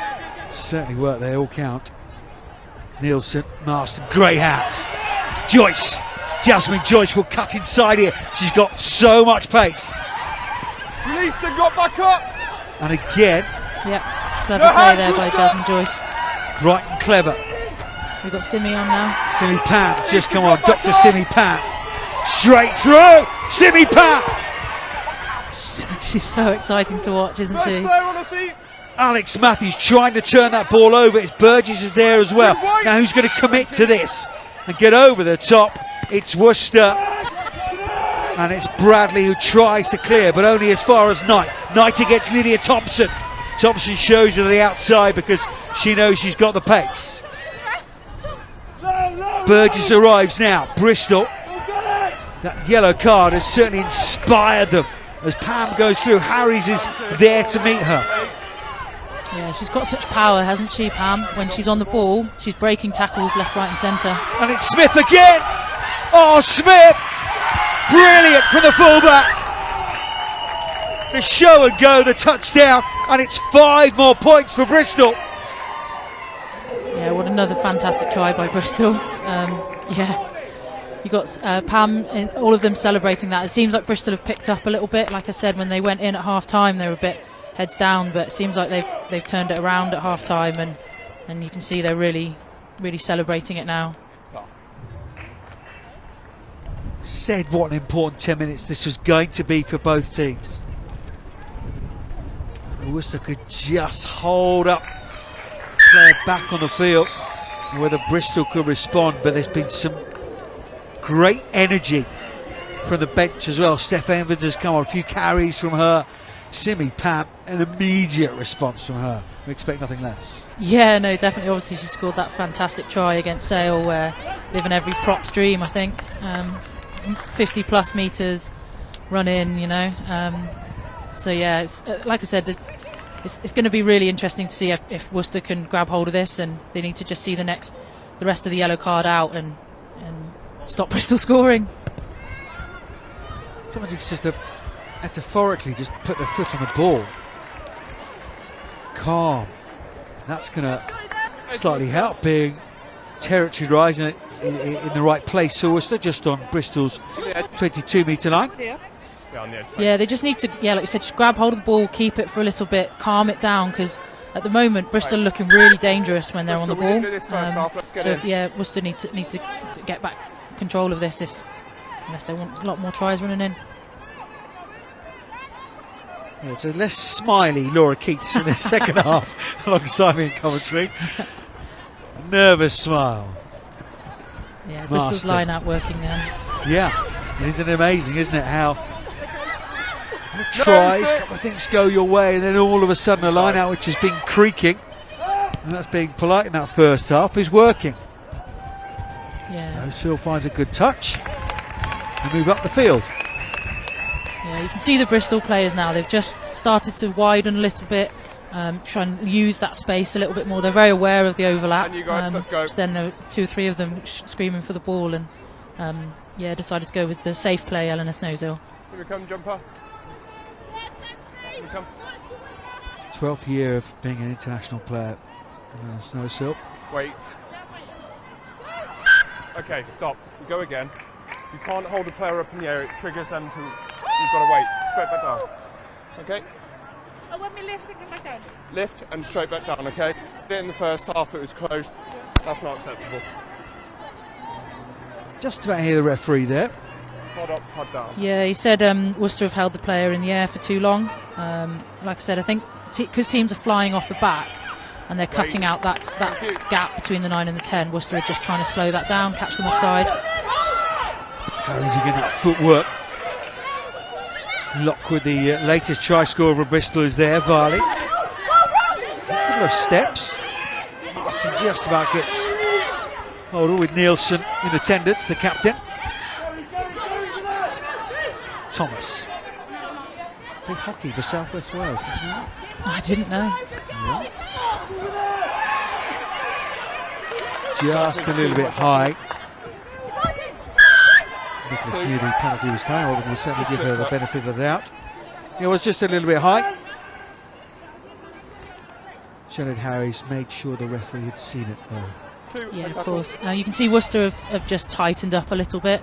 I'm not sure whether that's as a collective or maybe some of the more experienced heads have got them together and pulled them in a little bit, but they're just playing a little bit tighter and keeping the ball in hand a little bit safer. 13 Bristol. 13 change.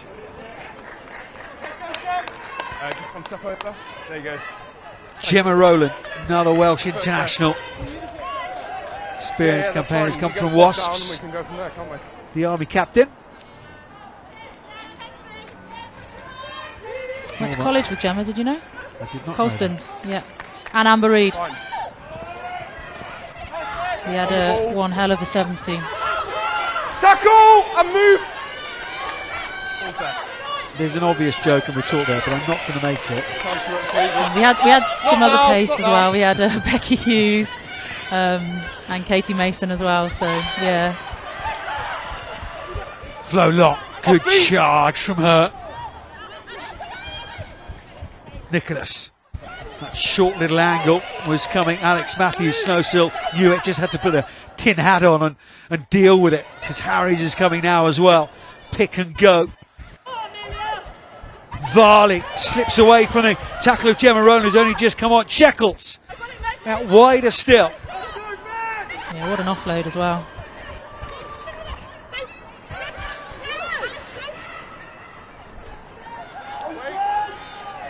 Bradley. Interesting. Virtually all of the Bristol bench on now. Only Bradley used for Worcester so far. This is what we meant about putting your foot on the ball. Just have some possession for a while. Keep hold of the ball. Let those minutes tick away while you're a player down. Alex Matthews. And look after that ball. Nielsen is there. And she's being held in with a leg, and she will complain to the referee that she's being held in. But the picture is very, very clear for the referee as Worcester go back up to 15 players. Paige Ferry's back on that left wing now. Yeah, she's going to be raring to get back on and right that wrong of that tackle in the last 10 minutes, you know. She's a lovely girl, and she'll feel like she's going to take that very personally, those last 14 points. So keep your head up, Paige. It's 14-0 in the second half, 22-0 in the first half. You wanted entertainment, you wanted tries on this Sunday afternoon, streaming of this Premier 15's game between these M5 neighbours. You've certainly got that. It's a pleasure to have you on board for this one. Great, these games are being streamed now. Quality inside as well, if I may say so. From you, Laura Keats. Worcester again with that driving ball. Try is scored. It's exactly what Worcester needed. It's Tremelling again. No, I made that a handshake for the hooker. Yeah. It's a good day to be a hooker, isn't it, when you've got a great driving wall like that. That's brilliant. I mean, the referee was going to give a penalty anyway. I thought he was actually backing up towards the post for a penalty try, but it came anyway. so important for Worcester. They needed that score. You know, they needed to have scored next. Otherwise, I think, you know, it's Bristol were really coming back into it. I wonder if mentally that's maybe just shut Bristol off, you know? Totally agree. Given the yellow card, few fresh legs, Bristol came back into the game. And then those experienced heads, wasn't it? Showed Harris was very, very evident. Alex Matthews is very evident. Carol Thomas as well. Just, oh, calm down. They've got a couple of scores, that's fine. Let's keep hold of the ball and look what you can do. A couple of penalties later. Yeah, you can see now, just probably off screen for you guys, but Karis Phillips is just chatting to the girls, yeah, just calming them down. Like you said, that experienced head, just making sure they're ticking along and not going too frantic after that fantastic 10 minutes from Bristol. First score of the second half for the Worcester Warriors. 29 points to 14 as we go into water break territory. And a break I think that Worcester will be happy to have right now. Some breathing being done by the players. Paige Farry's there. She's got a smile on her face anyway, so. Yeah, that's good. Yeah, I think you can see some of these more experienced players now chatting, just trying to get Worcester to calm it down, and probably conversely on Bristol just trying to ramp it back up again. You know, they came out the blocks, and that 10 minutes they were absolutely firing. Every player wanted the ball in their hands. Every player wanted to crash through. A bit more play like that from Bristol. Yeah, a few more tries for them, I reckon. These are the tries here. Lockwood only just came on the field. It was Lauren Smith with a break, and then Lauren Smith again with the dummy in the step. Yeah, she's done that all game, you know, like I said, she's thrown a couple of fake passes and dummies and steps, and she's been really exciting to watch, and just then it's paid off really well. Yeah, I'd buy it once, not again. I think she's doing it to different players, you know.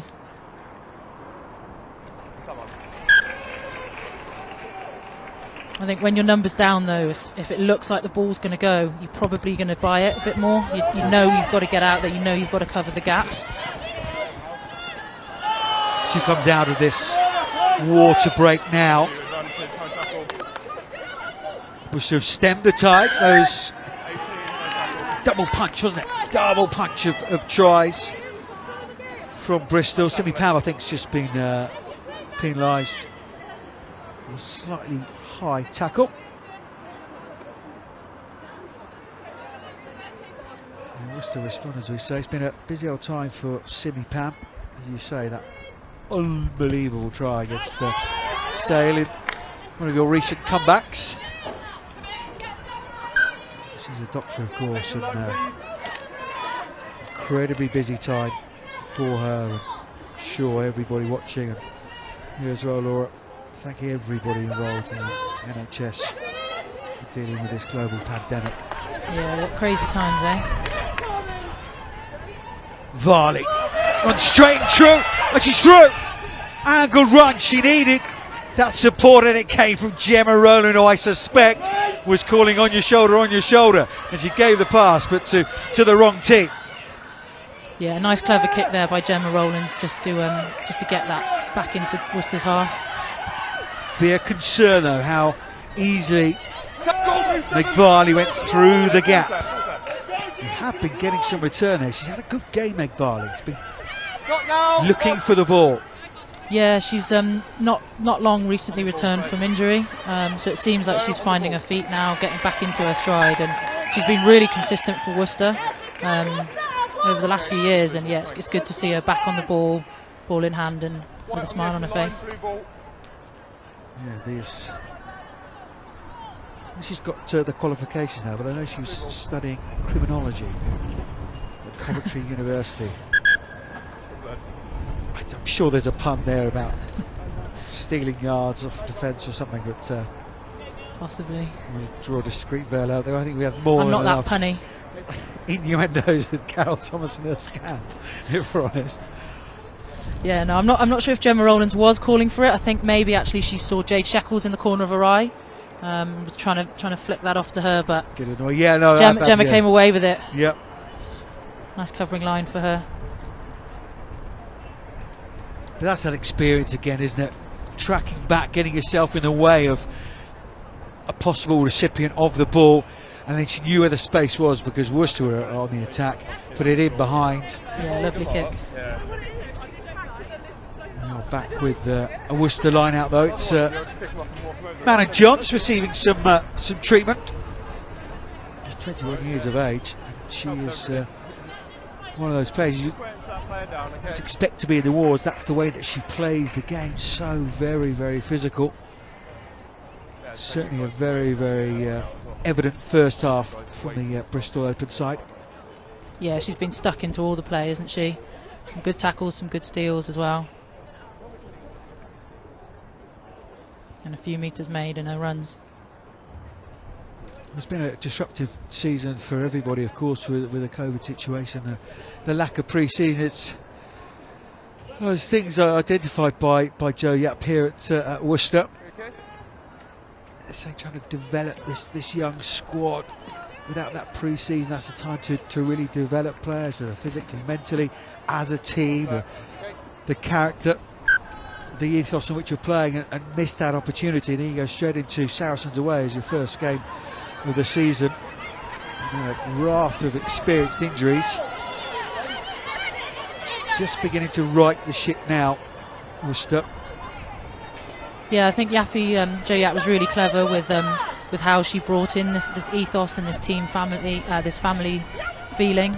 She brought some of the older players back in, some of the players who had started the Warriors ladies and over the road in the amateur side, and some real big names and passion and got them to chat to us, and you know, we did some exercises of who'd had the shirt before you and stuff like that. So it's really important for her, the journey of Worcester, and it being a club so close to her heart as well. So I think she's fed that in, and the girls have responded to it absolutely amazingly. And I think you can tell we're a close team. And it's hopefully going from strength to strength from here. So a bit more time, bit more practice, bit more experience, and yeah. You can just say, fully immersed in this club, of course. Family members have been members of this club for a while, the Yapp family, and Jo came back to the club. But as you say, yeah, developing, because on paper, and I don't mind saying, beginning of the season, on paper with the signings and the squad, you look down, and Jo Yapp in charge, and tipped you for a top four. Thank you. Yeah, no, I think it's just like you said. It's just been a strange season. All the teams have had their problems, or little niggles here and there, and things to overcome. COVID, training, bubbles, contacts tracing, all of that stuff. It's not made for a very easy season. The coaches, players have had to be really resilient, really adaptable. And yeah, it's taken its toll, but we're so lucky and we're so happy to be out there playing each week. It's fantastic to be able to do that, and to have this game streamed and us to be here is brilliant. I think that those clubs with a more settled sides, that the Harlequins, the Saracens, of course, they'll be there or thereabouts, aren't they? Those two clubs that have fought out the last few finals. But they've got stuff to fall back on if you're a developing side with young players, and without a pre-season and the separation with COVID, it is far more difficult to bring the side together. But certainly very, very competitive. You've been all season. Think about the game away at Was and Loughborough, possibly not quite as competitive as you like, but every other game. Grouch. And these comebacks of late as well. Bind. Heartbreak last week. Set. Parker is on at scrum half for Bristol. Lucy Burgess, the Bristolian ladies off. Here's Varley again. She sets off. Tackle. I think that's only our second scrum, wasn't it? I don't know. There's just not enough. Smith looking one way, looking the other. Lydia Thompson comes in. They didn't buy that time, did they? They learnt. They listened to you. He should be a coach. Level 3. Open to any possibilities, any roles out there. Well, all the rugby's starting to come back, isn't it? So. Yep, that's forward from Varley to a hat-trick hero. Yeah, she's probably one of those that as soon as she threw it, she knew she shouldn't have, but the player's there in front of her, and yeah. It's a full penalty to Bristol here.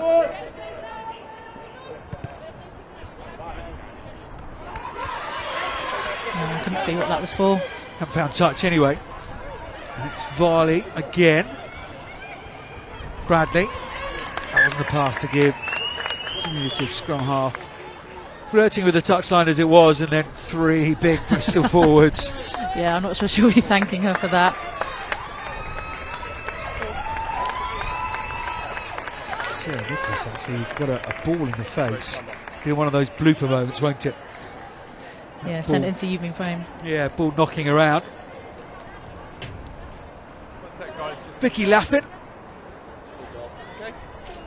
So she's come on the field. It's Lydia Thompson who's made way. Can't see the fluorescent.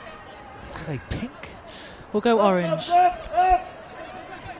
Bright. Because I don't like pink. Just say they're really bright. Farrows has had to come over to this right wing now. She's got defensive duty to do against Courtney Knight. A Welsh squad member, just 2 caps to her name. Developing really well. Nice try against Saracens earlier in the season. Johns flicks inside. The referee says play on. Advantage coming.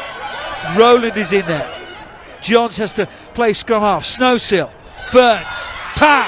Simi Pam with a handoff. There's another handoff. And Simi Pam doing exactly what Simi Pam can. What a try. What an absolute try. Look at her. You can see as well how much it means to her. She's celebrating that. Came over the edge. The power she's got is just phenomenal. Exceptional power, isn't it? And exciting to watch as well. When you get the ball, you expect she's going to do something exciting. So, yeah, no, I think she'll like watching that one back. Not the meterage of the try against Sale. Probably just as enjoyable, though.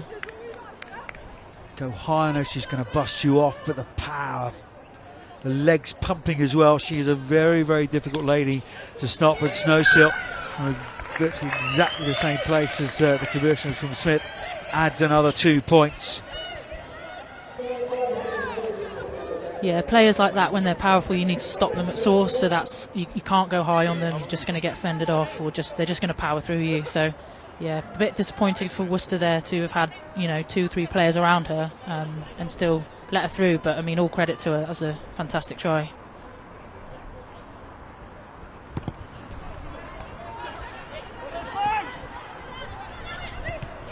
Three tries now for Bristol. 29-21. 8 points clear. Last couple of minutes in this game then.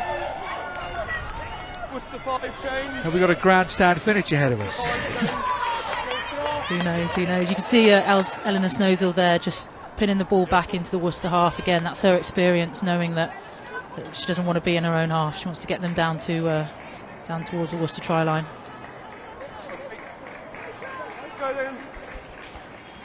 Amelia Buckland. Hurry coming off, making way for Charlotte Wright-Haley. Another former Bristol player, both those players. Been impressed by your second row today. Really unfussy work. Yeah, and some great work in the line out as well, like you said, just putting pressure on, but also making sure that Worcester ball's secure. Nuts and bolt stuff. That's exactly what you need from your second rows. Nicholas. Where's this one bobbling around for? Shekels was there. Yeah, Charlotte Wright-Haley's just come on, like you said. She's one of the younger girls, and be interesting to see. She'll be raring to go. Big moment there. The pass was forward anyway. Willie Stoger.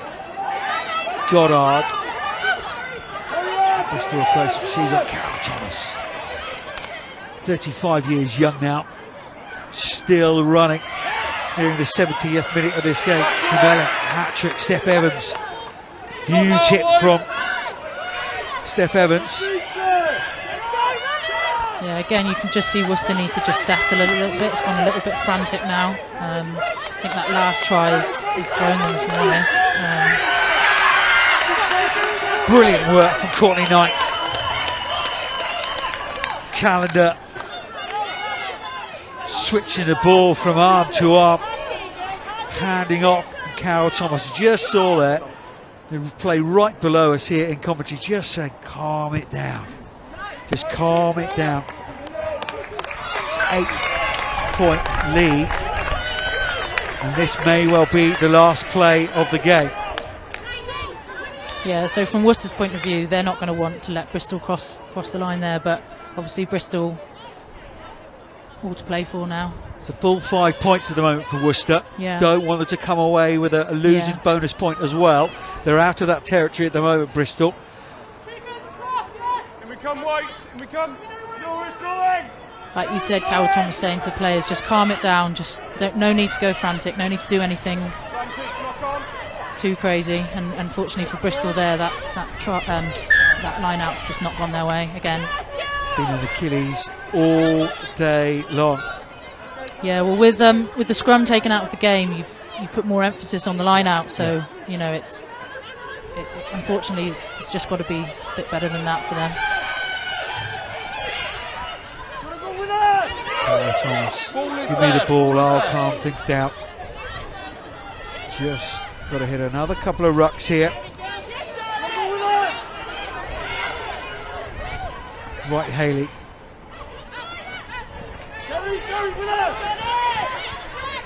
Bradley and Calendar goes in. Hannah Johns is trying to turn that ball over. Shermer. Yeah, you can see what Worcester are doing here. They're just eating the clock down, playing it nice and safe. Stay away from the touchline.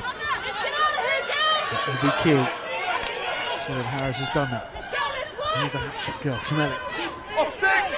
You can definitely see the learnings from last week. I mean, Bristol aren't in with, you know, if they score, it's not going to win them the game, unfortunately for them. But you can see the learning, just closing the game out.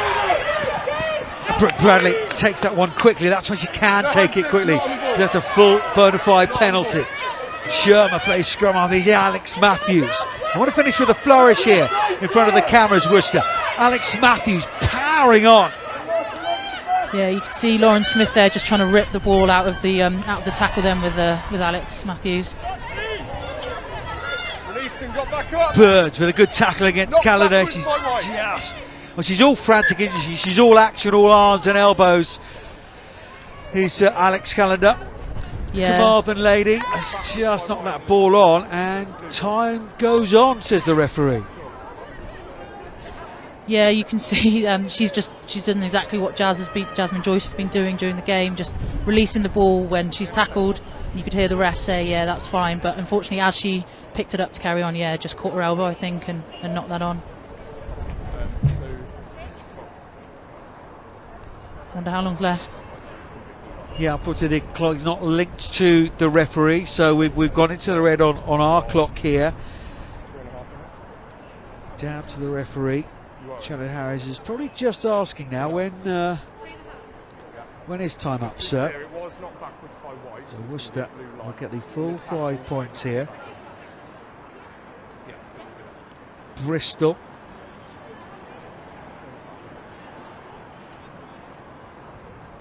Without a point so far then. On 3 tries. This will put Worcester up to 28 points. Nice and clear of Bristol in 7th. Gloucester ahead on 45, the next on 48 points. Here in the last few rounds of this Premier 15 season.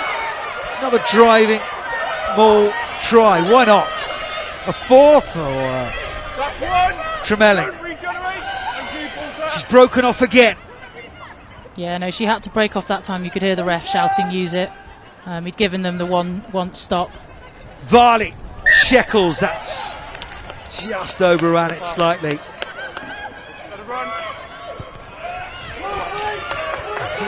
referee saying something like 3 minutes left. It's a lifetime in rugby, isn't it? That's a good start. Lauren Smith, who's had a very good afternoon. Lauren Smith. Yeah, nice kick there again, just to get them back into Worcester's half. But I think Worcester will be massively disappointed with that opportunity gone there. They had the chance to drive the knife in there, and yeah, unfortunately fell short. That's what happens, you see, Lauren. You give it to the backs, just stay keeping the forwards. Oh, it's so true, so true.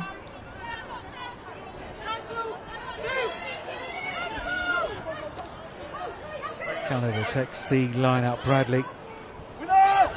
Viley slotting it at first receiver, pass Marston. Nielsen.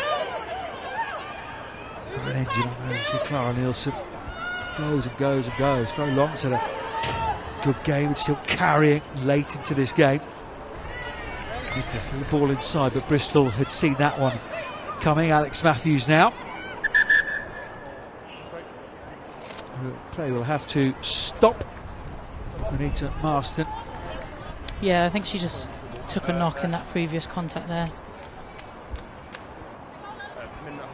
Need the ball though, Bristol. Need to score and then restart and score again. Stranger things have happened. Yeah, it's definitely possible. Not too many, but stranger things have happened. What's impressed you most today then, Laura, from your side? I think just, unfortunately, maybe not the consistency, but the fact that it has been there a little bit more than it has been in the past. We are still building. Worcester is still working to that, and the longer periods that we can go with that, with the play how we want is better for us. So if we can just keep extending that each week and keep learning, and yeah, I think that's a good positive from today, and our lineouts as well. Mike Hill will be very happy with that, although probably not that last one. Yeah, Mike Hill, the forwards coach, also does the academy. Alongside Sean Moore, of course, is the league coach. Benny Williams involved, head of women's rugby development here at Worcester. Abby Parsons on now. Under 20s captain. That's the full bench used for Bristol. Parsons' first job for the 25-year-old is right in the middle of that scrum. Doing the free kick away. Alex Matthews sets off. Speak about engines. Yeah, she just keeps going and going, doesn't she? Should be one of those Energizer bunny adverts. Yeah. Charlotte Wright-Haley there making a bit of ground as well. Other makes of batteries are available, of course. Ofcom on the phone. Flo Long.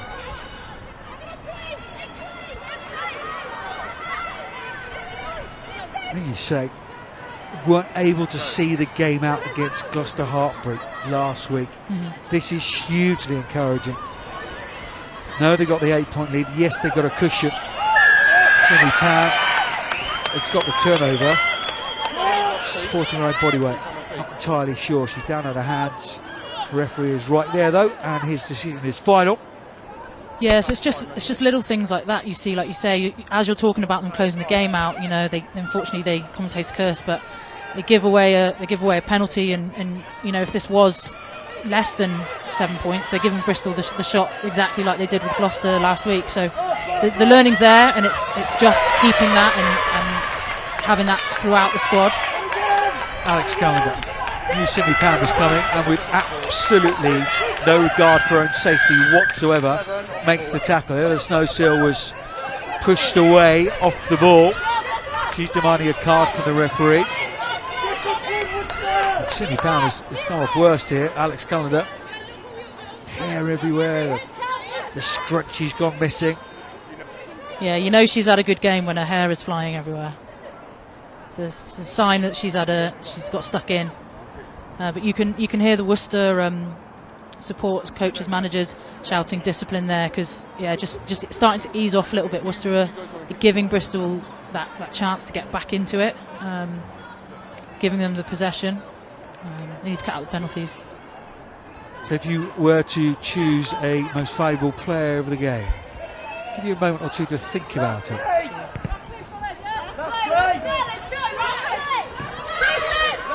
There's no prize, it's just just for us and the viewers at home.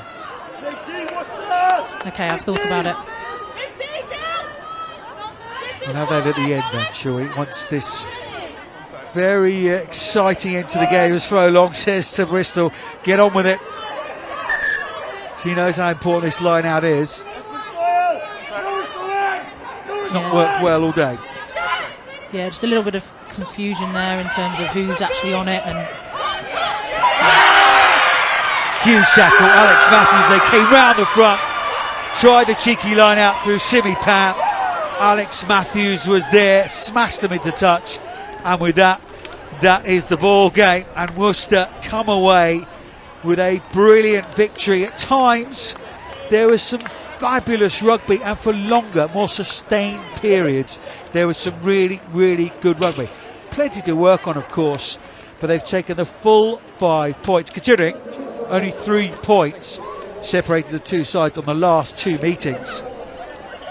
That's a great victory for Worcester Warriors in front of the cameras. It is finished here at Sixways. Worcester Warriors Women 29, Bristol Bears Women 21. Your final thoughts for us, Laura Keats? yeah, sure, you can see what that means to the girls. Like you said, the full 5 points, and leading into this game, it could have gone either way. So yeah, commiserations to Bristol, but really proud of the Worcester girls. They fought well. We asked for your player of the match. So I think there's a few people to mention today. You know, there's been some really good players on both of the sides, but for me it's Carol Thomas. She's had an absolutely amazing game. Closely followed by Megan Varley. You know, she's done well today, but I think actually Carol Thomas has led from the front. Her communication with the girls, her leadership, her expertise to calm down the situation every now and again, and her work rate and her ball carries have been really good. So scan for me. Scan gets most valuable. And just so player. I can say her name again. It's funny, when I was driving up here earlier on today, I was saying to myself, I wonder if we can have a front row as the most valuable player. Considering Laura Keats is alongside me, and if I had £1, I tell you what, look, there we are. I nearly gave it to her back, nearly. It was close. Yeah, it was some great performance. Alex Calendar, I think it was thereabouts in that mix as well. Alex Matthews was just Alex Matthews, the performance level hardly dipped. So Bristol, I have to say, we've got to give some credit to them. We'll just have a word on them. Came back into the second half. Yes, they were buoyed by that yellow card for Worcester, but they'll be happy with that sort of 10-15 minute period off the back of that yellow card. Some really good rugby in there, and as we know about Bristol, a proud side, never gave up. Yeah, definitely, and you know, several players to mention from their team as well, and they did well. Like you said, they didn't give up, and that injection that they had for those 10 minutes is what they need to be taking forward and starting the game like that. Yes, it was a bit nervy, but you know, just in that 10 minutes you could really feel the energy off them. You could feel how much the players wanted the ball. They spread wide, they ran with intent, and it was really, really impressive to see. If they can keep that for longer now, you know, they're looking at putting some good scores on. Well, let's have a look back then at the full game in terms of highlights. 8 tries in all, 4 in the first half, so nice symmetry because there's 4 in the second half. And as he said earlier on, it was a nervy start from both teams, a few knock-ons and what have you, but it Worcester got into their stride nice and early on, and it was a weapon all day long, this driving line out. Of course, only being able to be used in the opposition's 22. But it was Tremelling with her first try of the day. Yeah, this was number 1. Yep. This was number 1. Yeah, Worcester did well, worked well in this, were patient, knew exactly what they wanted to do, focused, and came away with the points for that. Technically really good, because Bristol were doing everything all day long to try and disrupt it, and then straight off the kick off the restart, this is what Worcester did. Yeah, you can see some of the holding lines there. Flo's just heading back in, it's gone behind her, so she's holding the defenders in and creating the space on the wing for the back to do their stuff. It was Shekels with the try, who came around on the outside. Wonderful interplay, and 2-on-1s, as we say, not the easiest skill, of course. Plenty of people butcher these opportunities, but Shekels involved earlier on, and then back inside. Yeah, one-handed offload by Paige Farris as well. Yeah, they've got that one in perfect. You know, the timing of the passes and the support there, backing each other up. And that made it 10-0 before Farry's provider turned into try scorer. It was a wonderful break for Carish Cox. Yeah, straight through the middle she was there, wasn't she, with one of her arcing runs. And then straight out to Paige for a nice finish. Yeah, it was an easy enough finish. Matheson knew where the space was. The referee got himself out of the way nice and quickly. And Farry's, with her pace and her experience, Marston could do nothing about it. Try number 3, and bit between their teeth at this point, Worcester, who decided to go back to the bank-end, the driving line out again. Yeah, definitely. You think at this point in the game you could see that they were really starting to ease into it. You know, they were feeling confident. Definitely on the top of the two teams, and yeah, just managed to score her second of the day. That was her second of the day. Sprinted off, had enough go forward and power. And there was Bristol. Yellow card to Farry's, and Bristol really came back very, very strongly. Very, very accurate period of the game for them. Yeah, there were gaps everywhere really, and Bristol, fair play to them, made full use of it in that 10 minutes. And again, like, we've got Lauren Smith there with her play on the ball and a perfectly weighted time to pass onto Alice Lockwood there. Snowsill converted. They kept coming, Bristol. And it was Smith who dominated people all day long. Shucked in another one of them. Bought, and then the step as well. And the fullback had a fine afternoon. It was a thorn in the Worcester side all afternoon. Got a 5-pointer of her own. And then it was in the balance, wasn't it? Yeah, this was an important one for Worcester to have scored, I think, and this for me is maybe the tipping point of the game. They've absorbed that 10 minutes where Bristol have come out and absolutely fired on them, scored 2 great tries, and really for Worcester wanting to win the game, they needed to score this one. Just to put the game to bed. And Tremelling again at the base of that driving line out with her 3rd try, her hat-trick. She'll be buying the orange squash later on. Yeah, socially distanced orange squash. Absolutely. And tea cakes. Tea cakes. And then Simi Pam doing what Simi Pam does and can. Yeah. Explosive player. As soon as she gets the ball, you can see she's only going one way, you know, she's going straight to that try line. Pretty direct as well. Like I said, the great power from her to finish that, and what a finish. That'll be on Twitter over the next few days. Indeed so. She likes to score those incredible tries, but Bristol may have had the last word in the game, but it was Worcester came into this game. It was a real nip and tuck, only 1 point between these two. In the table, bragging rights down the M5 as well. Close neighbours, close competitors, but Worcester, who are beginning to really develop and really play some really good rugby, came out the victors in the end, 29 points to 21, denied Bristol any points at all. Well, thank you very much everyone for joining us on this live stream. Huge thanks to Laura Keats, who's been alongside this afternoon, myself, Johnny Hammond. Enjoy the rest of your weekend, enjoy the rest of the season, and congratulations to Worcester Warriors Women. Thank you very much. Bye-bye. Ride with me, all my girls with me.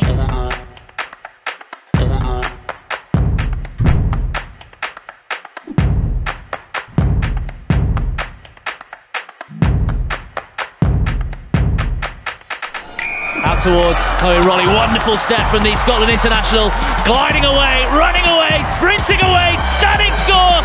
Lewis on the wraparound. This might work out for Thompson. They're going to put a little bit more on it, and then they're over. Large on the ball, lovely flighted pass, Tatiana Hurd with a straight line, streaking towards the try line in the opening minute. She spills away, dives over the line, wonderful fly from Tatiana Hurd. Megan Gunner puts the afterburners on. Shot in Harris. 2-on-1 is Lydia Thompson. Oh no, you're not going to catch Lydia Thompson from there. Scott. Oh, it's intercepted by Emily Scarrett. They won't catch Emily Scarrett from there. The long legs just eating up the ground. Oh, Chloe Rowley's making her way back, but she won't catch her. Emily Scarrett has been on fire. Carson again, she's having an absolute stormer of the second half. The Canadian international still going, gets the offload out. Lottie Clack bursts away from the tackles, gives it off. Carson again, looks around the outside, Packer for the hat-trick. What a score from Saracens. What a comeback. Someone ride with me. Oh my girls with me. Ride with me. Turnover by Malloy. And McDonald sets off. Claudia McDonald.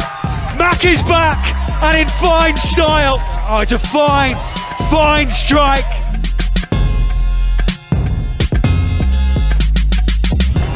Marston controlling brilliantly. That Bristol pack going forward. It's a penalty try. Oh, now there's a gap.